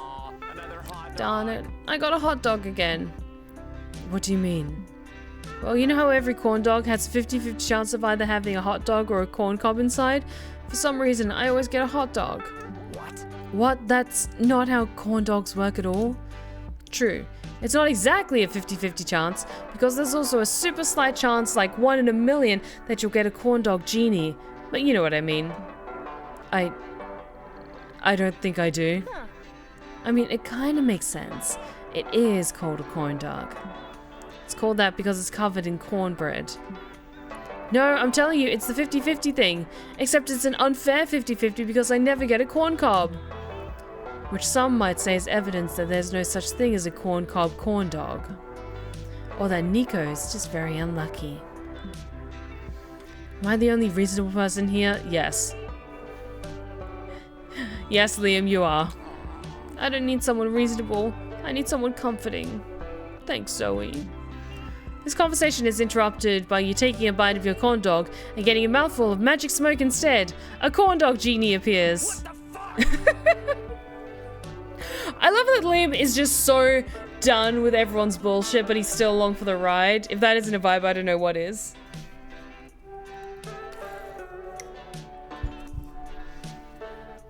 No, I didn't watch the Tonys, but I did hear that the Hamilton performance was really cool. It's the corn dog genie, silly, the one I was just telling you about. Oh, that's unnerving. Congratulations, Stephanie. You get 1 wish before I return to my cozy breaded home. What will it be? Wish to know why you never get a corn cob when you eat corn dogs, or wish what everyone wants. A beach episode. Is it even a choice? We are gonna have our fucking beach episode. God damn it. Liam's got some Zeno energy. You know what? I can see that. I can absolutely see that. I haven't caught up with the Unexpectables in a long time, but he kind of definitely gives Chris Zeno energy, like now that you pointed out. Okay. Beach episode. Yes. Yes! But we got a con to attend. Why would we waste our time with a... Shut up, this is happening. Faster than you can say, can I finish my corn dog first? The genie teleports you all to a beach. Yay! Everyone's in, like, beach gear. They look amazing. Nico, I love the nip covers. Liam, of course, you gotta get that old Victorian style beachwear. And Zoe, with the little ruffles and arm floaties. I love her. Ooh, this is nice. We could spend the next 3 days just doing this. Swimming, making sandcastles, smashing watermelons blindfolded. We could do this forever. I can see it now. Monster Prom 5, Monster Beach. Tempting, but we shouldn't. The beauty of the beach episode is its rarity. Otherwise, they'd lose their appeal. Like finding a corn dog genie. Sure. Beach episode, the Dead by Daylight dating sim. Absolutely. Absolutely. But hey, that just means we have to make the most of this opportunity. Liam takes a watermelon and a blindfold out of his bag. You didn't? I knew you'd appreciate it. Hey. Look, it's April. Get over here, girl. We're just getting started. I will. I'm just a little shy in this... I'm just a bit shy in this little bikini. Do you think it's too revealing? Zoe likey. It's exactly the right amount of too revealing. The sea won't be the only thing making everyone wet today. Join us, those melons, this melon won't smash itself. Coming. Sadly, we have to cut this outcome short for time, but feel free to imagine all the hilarious antics you get up to in your beach episode. Seriously, draw fan art or something and make it hornier than we ever could. You gain +2 fun and lose 2 smarts. That is totally fine. Liam? Nobody sits like I sit. Scaracomi, thank you so much for the 100 bits. You're so sweet. I really, really appreciate it. Thank you so much. Okay, Liam.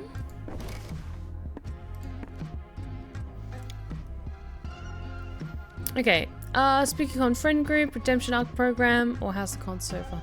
This is more talking about our friends. How does he like the con? Also, look at these two together.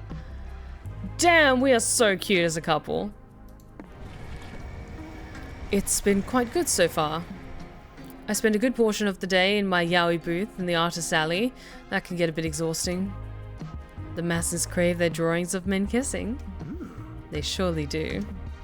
Luckily, some of our friends sometimes come by, either to give me some company or help me man the booth.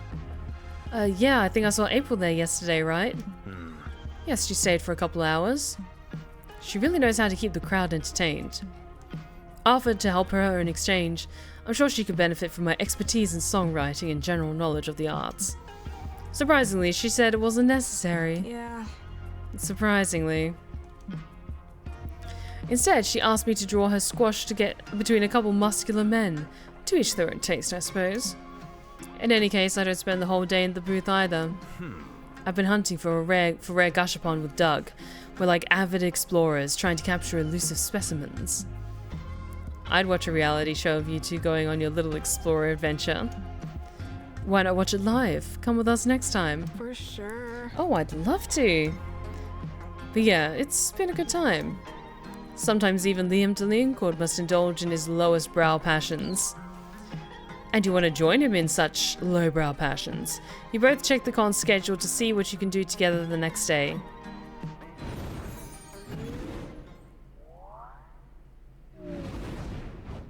Everybody's gonna love this. Okay. Or else. All of a sudden, it's time for the last brainstorming session of your comic. Where did all the time go? You've ended up in the most obscure music festival ever. Which band are you checking out? Counterfeit Poetry? Underground Mathletes? Or you can eat breakfast buffet or most glorious whole.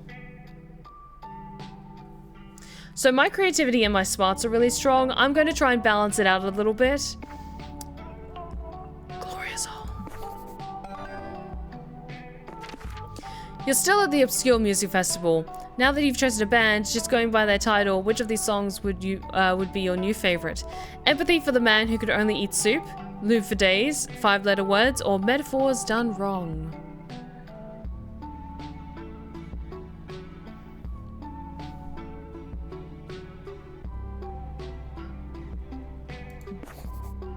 Don't judge me.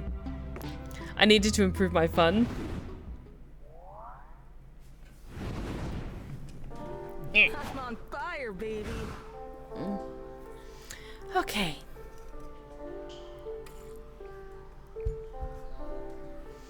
Let's see. I'm gonna try and bump my smarts up again a little bit. You decide to attend a panel on the merits of soft versus hard magic systems in magical girl fiction. After getting the required dick jokes out of the way, you actually learn a lot of valuable info about world-building mechanics. You gain +2 smarts from all the knowledge and from learning so many new dick jokes. Then you race to the community zone for the final session of Liam's W&W campaign. It's time to show the final boss who's boss. Welcome everyone. We ended last session with you all preparing for the battlefield for the inevitable confrontation with the evil warlock. Now he's finally arrived.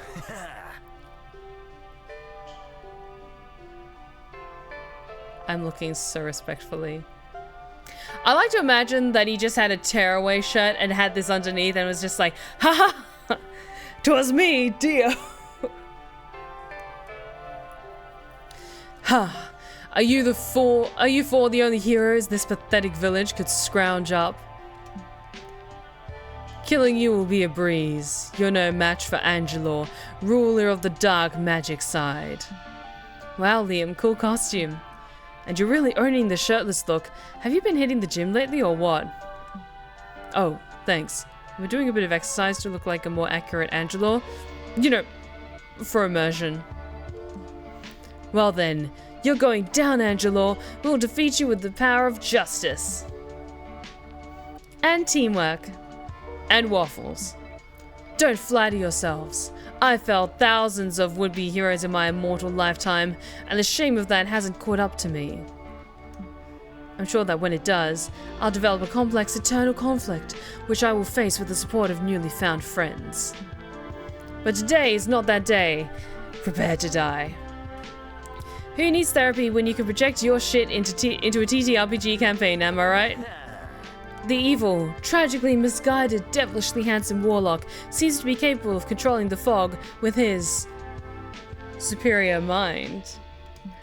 As you may remember, the fog can suppress the better judgment of people, and now Angelo is throwing a good chunk of it towards you. What do you do?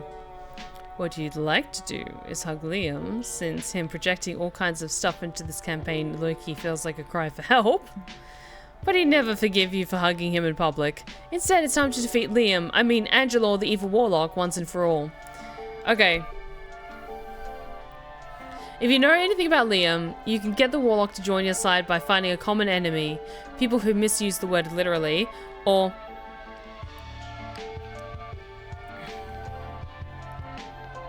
fix this villain the way all evil, sexually frustrated men get fixed. With a big titty goth GF. If only it would be that easy, but that's why I have a restraining order. He lives up on his mountain and doesn't return my calls. God damn it!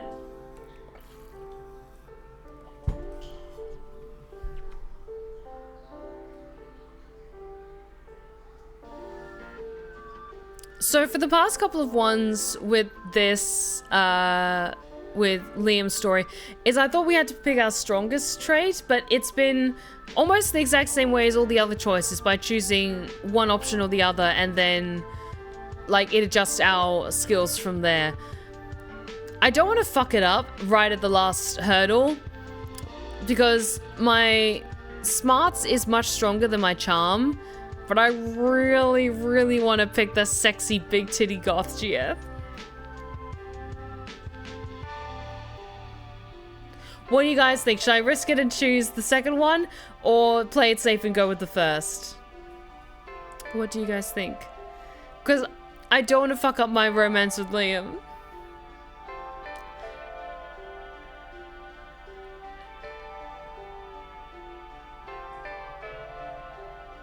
Okay, people are saying play it safe, choose the first one. Okay.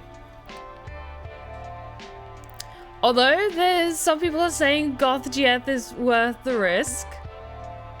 That's very true. They are always worth the risk. Your freak just needs to match her freak.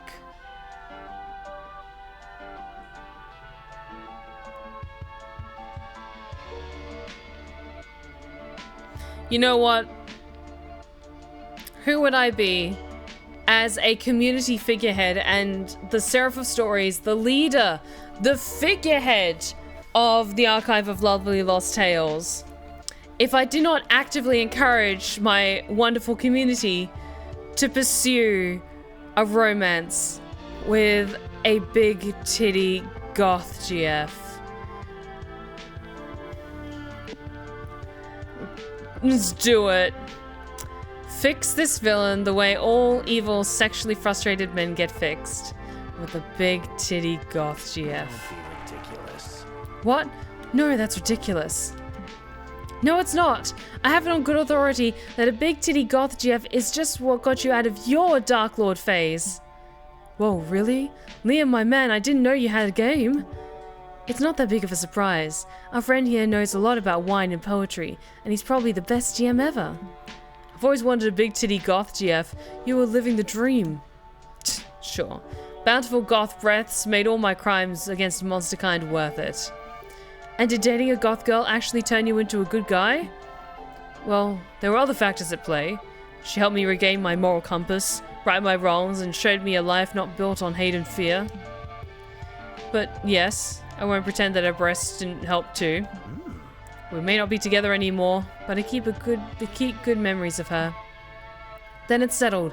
We gotta find this warlock a voluptuous baddie. Stat! Wow, and there was a poll run to see what I should vote for. And it was a 50-50 split between both of those, so I'm glad we picked like what my heart was crying out for from the start. Your party spends the rest of the session searching the land to get your down bad villain some spooky coochie. Eventually, you find a beautiful shadow nymph in the forest with boobs for days. The warlock abandons evil to spend his life wooing and worshipping the nymph, who's apparently super into that. Sex wins again. Whoa, that surely was a twist, and a nice one too. It showed us that love is always more powerful than violence. Yeah, this campaign has been a wonderful ride, isn't it? You never know what was coming next. Mad GM skills, Liam, you dog. Wanna go get some drinks to celebrate Stephanie's genius plan? IRL this time? Heck yeah, and I want Liam to tell us everything about his bad boy days, and about that big titty goth XGF of his. Look at Liam, working his inner demons through tabletop RPGs, and he's so happy about the outcome of all that he invites you all to a pizza dinner. Hooray! You gain 1 free pizza, and +2 charm for resorting to the power of big titty-fueled love. Here comes the MVP. Okay. Because this is our last stretch to improve my stats. I want to improve my creativity. My smarts are already really strong. But I think my creativity and my smarts are the 2 big key factors. You're chilling in your hotel room when suddenly a man dressed as a rat breaks in. He runs around while yelling, "I am the rat! I am the rat! Look at me, the rat!" And then he leaves as confusingly as he came. You call reception to complain. Ah, yes, that. It happens sometimes. So apologies, Mom. We can compensate you with +2 creativity. Fuck it, you'll take that. Later, you're in your hotel room getting ready for your first real date with Liam. He's invited you to a fancy brewery. Greetings, Stephanie. Ready to go to the Beetlery? Yep. Wait, don't you mean the brewery? No, the Beetlery. It's an experimental restaurant that specializes in edible beetles, crickets, and other bugs. Bugs are the protein of the future, you know. When climate change has killed off all the cows and chickens, you'll be happy I've already prepared your palate. Okay. Well, are you still down to drive us there? Actually, I had a better idea. I've rented a tandem bicycle for us. Think of it. Us steering in sync, bonding over the city's criminal lack of bike lanes. Oh, how far away is the restaurant? A mere 10 miles. It'll give us plenty of time for stimulating conversation. Note for the metric system users, to the audience, 10 miles roughly equals to way too many kilometers to cross on bike. I appreciate, as an Aussie, that they included that. I feel seen. I feel included.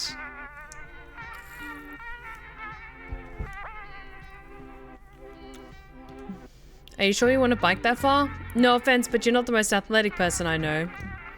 Oh, don't worry. It's not a traditional tandem bicycle. It's closer to a motorcycle sidecar, where I sit on the chaise lounge attached to the side. While you're pedaling, I'll boost your morale by reading some of my poems. Some of this is unpublished material, you lucky dog. It's a good thing Liam's sexy, because this is shaping up to be the worst date of your life. Still, there's got to be something that can somehow make this romantic. But what? The internet is vast. Surely someone's written a fanfiction about this exact date scenario. Use it as a cheat sheet. There's one thing that can save a date, no matter how bad it's going. Mariachis. Okay. So honestly, all my stats are pretty even. I want to play it safe with this one, so let's go look on Archive of Our Own for a fun little date fanfiction. Good thing texting and biking isn't illegal. It takes the entire ride to the Beetlery, but you finally managed to find a fic about this exact situation. Robbie admired Patrick's lips wrapped around the roasted millipede. With a smile, he slept at the other end until their lips met. Hey Liam, want to go full Lady and the Tramp on this millipede with me? Let's pleasure our palates. Sure, I thought you'd never ask. That was thrilling, Patrick said. But you know what gives you even more tingles down under? He grabbed a handful of live ants and shoved them down his pants. The things you do for love. Unfortunately, they only carry live daddy long legs here. So you have to beg do. No! Stephanie, why'd you just put a bunch of daddy long legs in your pants? More tingles down under for me? Are you having a nervous breakdown? Should I call someone? Who's your emergency contact? You are actually. You're the only responsible person I know. Aww. Aww. Oh, Pat, Robbie said lustily. He inserted a straw in the waistline of Patrick's pants. Maybe it's time for a little anteater roleplay. Really? Who writes this game? Hey, Liam, wanna do some daddy eater roleplay? What the fuck is a daddy eater? Why are you being so... Wait a minute. Are you trying to recreate... No! I would immediately, like, douse myself in gasoline and light myself on fire if I was using a fanfic as a cheat sheet and I inadvertently ended up on the date with the author who wrote said fanfic. No! Are you trying to recreate my old Pat Robbie fic? What? You wrote this? Oh, excuse me. Well, yes. Sorry if the writing felt a bit juvenile, but I've always wanted to come to this place. I wanted to capture what a perfect date would look like. Oh, does that mean... Yes, Stephanie. I'm having the time of my life right now, thank you.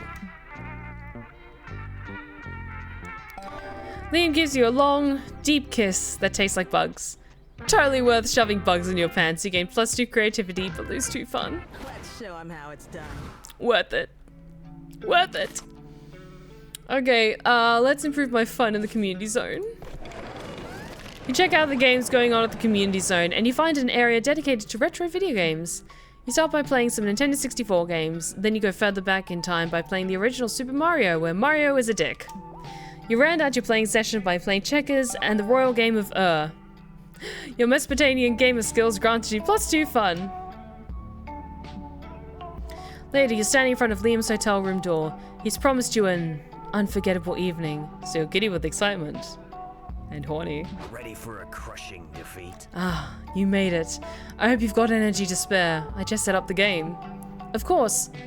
Wait, we're playing a board game? Hey, this is no regular tabletop game. It's Tender Buttons, this year's winner of the Erotic Board Game Awards. That sounds slightly more promising. You sit at the table and throw the dice, eager to get to the good part. Lick and ear. Ready or not, here I come. No, wait, you can't perform the sexy action yet. As per the instruction manual, you must first take a conditions card. You reluctantly take one and read it. And 30 sexy coins to perform your assigned sexy action. You spend the next 15 minutes earning sexy coins. It involves an astoundingly unerotic amount of resource management and some time spent in sex jail. Alright, my turn. My erotic challenge card says, find out your sex challenge's favorite erogenous zone. Finally. How are you going to go about it? Trial and error? Huh, good one. But your intimacy meter is too low. I need at least 3 confession points before you tell me. There's no need. I can tell you now. Ah, sweet Stephanie. It's clear the instructions have gone over your head. Let me go over them again. Slowly this time.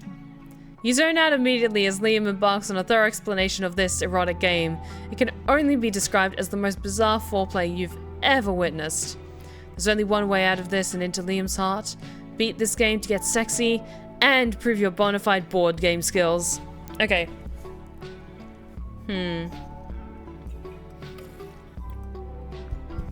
This feels like punishment, which means Liam probably gave you a safe word while explaining the rules. Rack your brain to remember so you can move on to a different activity.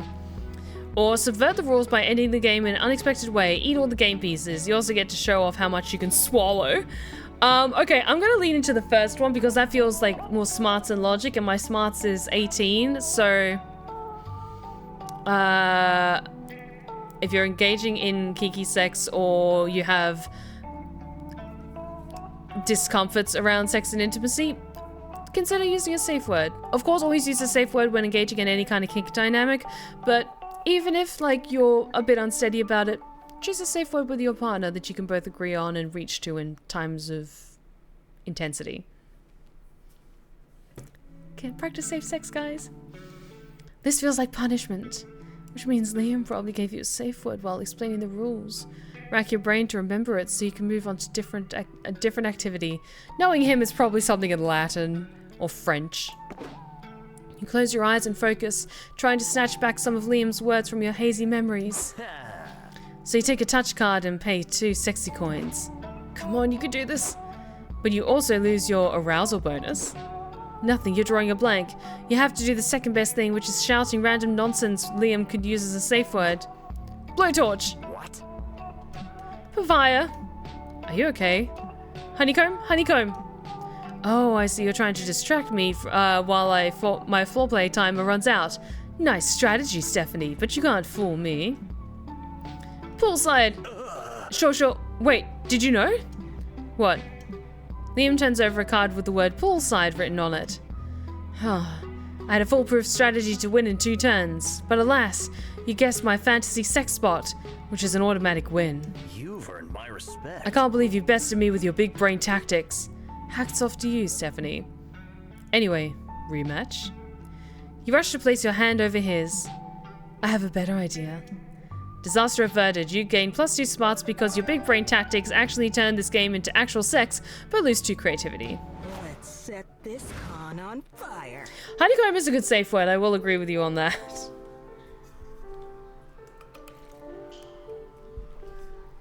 Okay, so the lobby or the merch hall. Both of them are a little on the weaker side, but I'm gonna go to the merch hall and improve my charm. You find a stand at the merch hall that sells hyper-realistic VR headsets. You buy one immediately. VR is the future. You put it on and you see your surroundings. Yep, it's a scam. The headset is actually basically a football helmet and a pair of glasses. No refunds allowed, but the headset looks good on you, like +2 charm good. You're pursuing Artist Alley with Liam, Zoe, and Omen when you come upon an artist doing live commissions. Cool. Oh, cool. Will you draw me a picture of Susie the Battlecoin eating an apple? It's a fandom in-joke. No. What? Why not? Do you want me to explain the in-joke so you don't feel left out or something? No, Susie the Battlecoin is just too simple. I've been drawing easy art all day. Can't you give me a real challenge? Fine, you asked for it. Do you do hardcore NSFW? With a smirk, the artist draws a picture of Susie the Battlecorn in such a strangely contorted sex position, you're not even sure if she's the top or the bottom. Oh, fuck. Whoa, you're kind of a douche, but I'll admit you can really draw. You want a real challenge, you pathetic pencil pusher? Fine. Draw me an owl. An owl? Yes. They are creatures of supreme beauty and poise. Surely no artist could capture their... The artist shoves a flawless drawing of an owl into Omen's hand. Damn, he's good. I've got something. Draw the moment the last vestiges of hope die in a man's eyes, leaving him a broken shell of a person.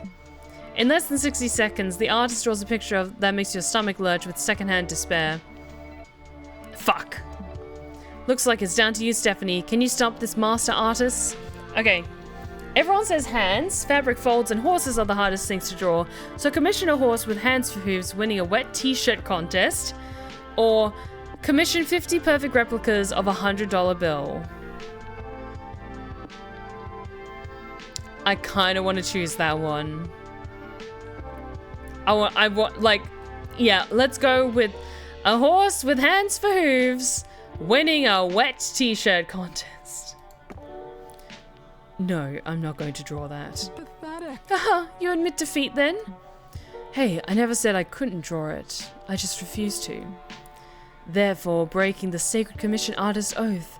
For shame. Actually, it's common for artists to refuse to draw some types of commissions. Really? I never do that when I'm taking commissions. Just because there's no low you won't stoop to doesn't mean the rest of us can't have boundaries, Zoe. Well, what are your absolutely won't draw this boundaries then? Trains. I refuse to draw trains. Not since the incident. So you'll draw anything but trains? Would you draw a horse with hands for hooves winning a wet t-shirt contest? Yes, I suppose I would. Liam takes out a pencil and sketch pad and draws a freaky wet horse for your viewing pleasure. Breathtaking. This looks great. Do you think you can draw another one like this with Susie the Battlecorn? Take that, you bastard. Liam is like 8 times the artist you are. Whatever. Today has been a win for superior artists and sexy horses. You gain +2 creativity for making such an elaborate request, but lose 2 boldness. Okay, comic time. And time to ask Liam out. Come on, honey. Please.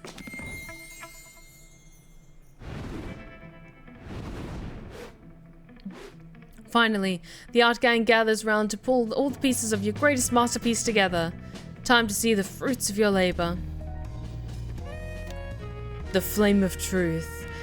The Flame of Truth is a pulp noir adventure that follows private investigator Mossman. This jaded detective used to be part of the police force, but he lost his badge after testing it if it fit inside a zebra's mouth. Okay, no, a film noir style detective comic with Mothman as the detective, or it's like cryptids as the instead of people. I would read the fuck out of that. Yes! Oh my god. Okay. His peace will be broken when a mysterious femme fatale comes to him with a new case. The mysterious death of a twink. But playing detective isn't easy when you have to battle your inner demons, which, in Moss's case, take the form of a serious addiction to puns.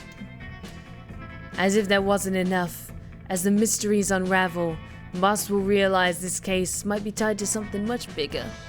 A plan to accelerate the process of carcinization.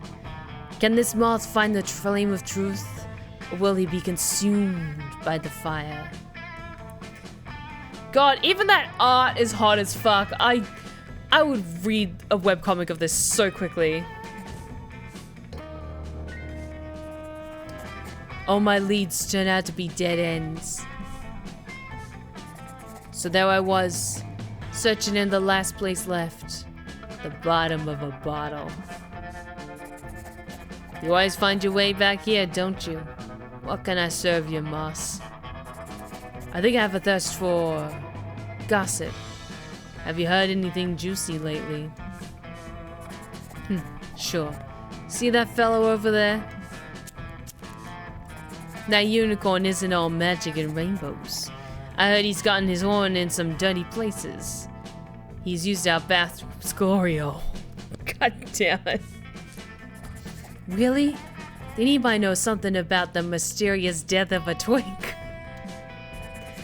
Please don't take these lines out of context. Let's see where that horn points me to. Not so fast, mossy boy. The boss isn't happy with you turning over so many rocks. You know what happens to moths who get too close to the light? They get burnt. Yikes. No. No, Mossman! The rain tends my wounds, but it doesn't put out this fire that burns so bright inside me. This flame of truth. God, that was great. The art is so good.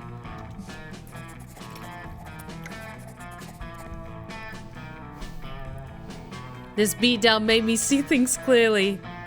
Truth is a big dildo that brings both pleasure and pain. And I have lube for days. God damn it, that was great. You finally gather your courage and ask your favorite vampire dog to go to the con after party with you. No! Sorry, Stephanie, but I'm going to have to decline. I'm busy this evening. You see, me and the others from the W&W group have decided to turn our little one-shot into a weekly campaign. Okay, even better, even better. I took D&D over the party anytime.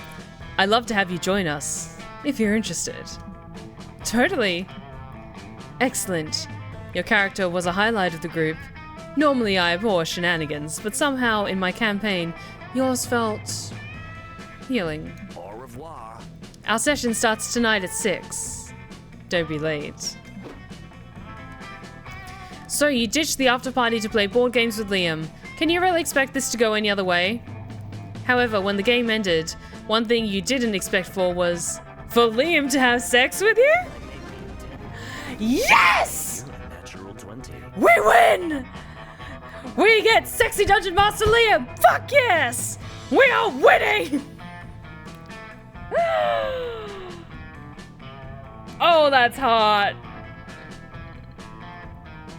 Oh, that's hot.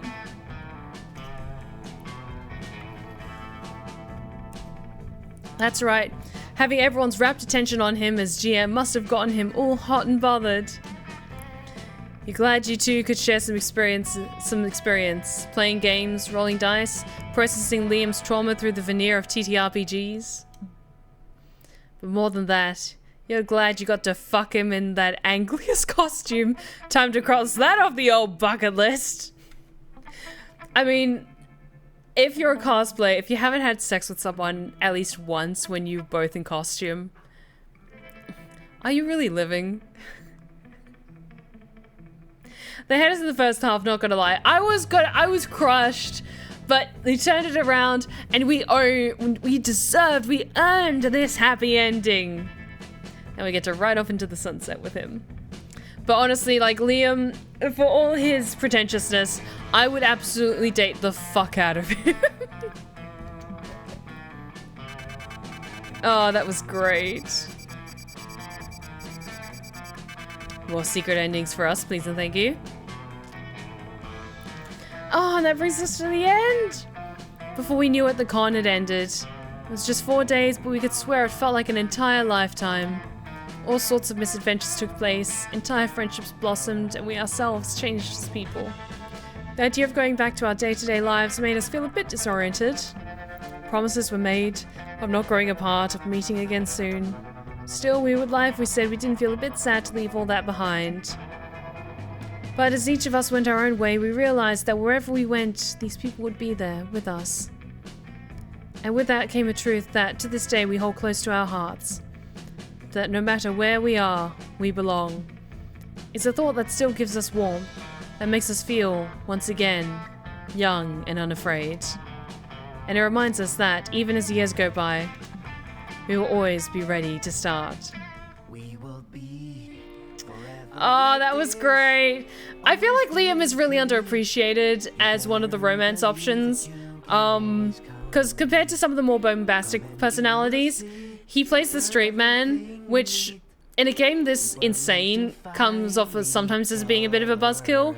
But honestly, I like him. I like him a lot. I like that he is the straight man to everyone else's shenanigans. Oh, that was great.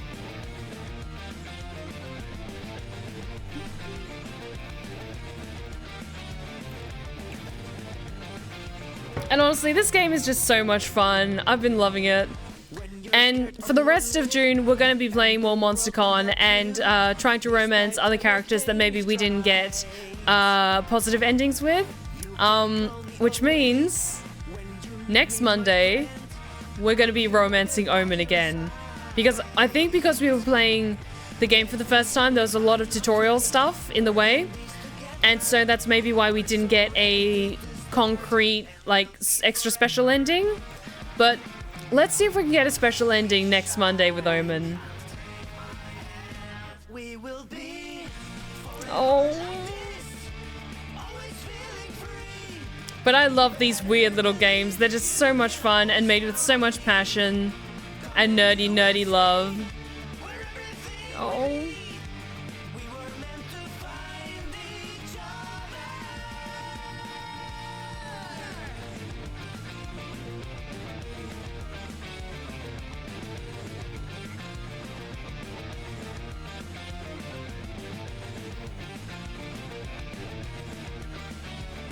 Oh, these nerds are so cute.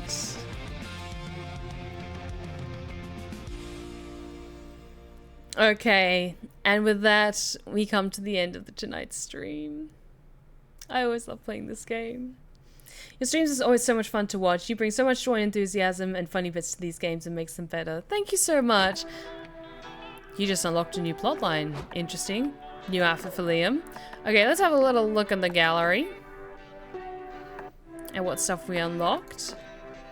For the sexy secret ending with Liam. Fuck yes.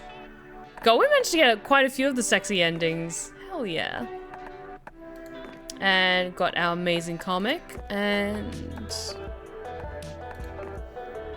sexy art of Liam's characters.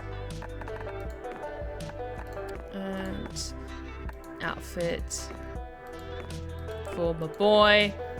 Okay, I need you to see the full look.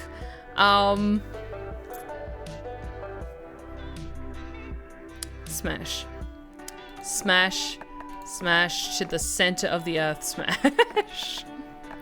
Okay, and with that, let's wrap things up. Thank you so much for being so understanding that I needed to have a shorter stream tonight.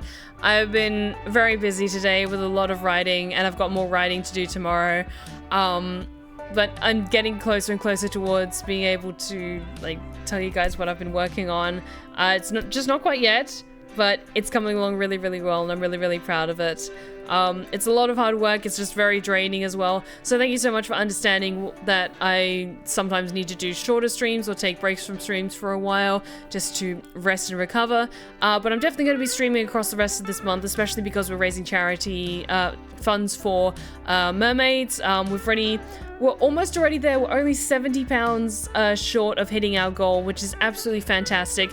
But of course, no rush. We have like the rest of the month to be able to raise this money together. So thank you so much to everyone who's already donated. You're absolutely incredible, and I really, really appreciate it. Things are genuinely scary in the world, so I ask that everyone keep in touch with the people that you love and those around you. Watch out for each other, support each other, and especially people in marginalized communities, because things are really fucking bad at the moment. I'm not going to sugarcoat it. So the best thing we can do is educate ourselves, keep ourselves and our loved ones safe, and hold that flame of hope in our hearts as bright as we can, and keep pushing forward. keep pushing forward as best you possibly can. Take breaks to catch your breath when you need to, but take care of yourselves and take care of each other. It's what I sign off with every time I go live, and it's my like signature outro. So let's wrap things up for tonight, guys. So thank you so much for joining me tonight, my lovelies, and if you've been lurking in the shadows and you like what you've seen so far, then please consider following. We would love to have you back at the Blue Rose Respite. You are welcome anytime. Be sure to check out my other socials that are popping up in the chat right now, including my 2 YouTube channels, one for my ASMR tales, the other for my Twitch VODs, and my Blue Sky, my Insta, and my TikTok. My latest ASMR tale was a continuation of my Mafia Boss series that has been like pieced together bit by bit. It's not an official series yet, but I'm definitely considering making it one. But thank you so much for everyone who's checked that out, and if you haven't done so yet, please do. Let's see who's currently live. We can just go say hello.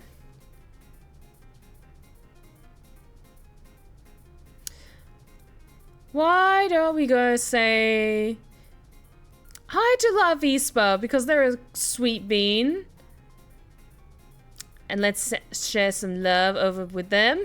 But thank you so much for joining me tonight, my lovelies. I hope you all have a wonderful rest of the week. I'll see you on Wednesday for more Vampire Therapist, and Friday for Cage of Roses, which is getting really interesting. If you love vampires and sapphic gothic romance, especially stories like Carmina, you're really going to enjoy that, so I hope you can all come back for that. And of course, more vampires on Wednesdays, so I hope you're all excited for that as well. I'm very excited to see what happens next. But thank you so much for joining me tonight, my lovelies. I hope you all have a wonderful rest of the week, and remember, take care of yourselves, take care of each other, and as always, stay wicked and wonderful. Good night, my lovelies.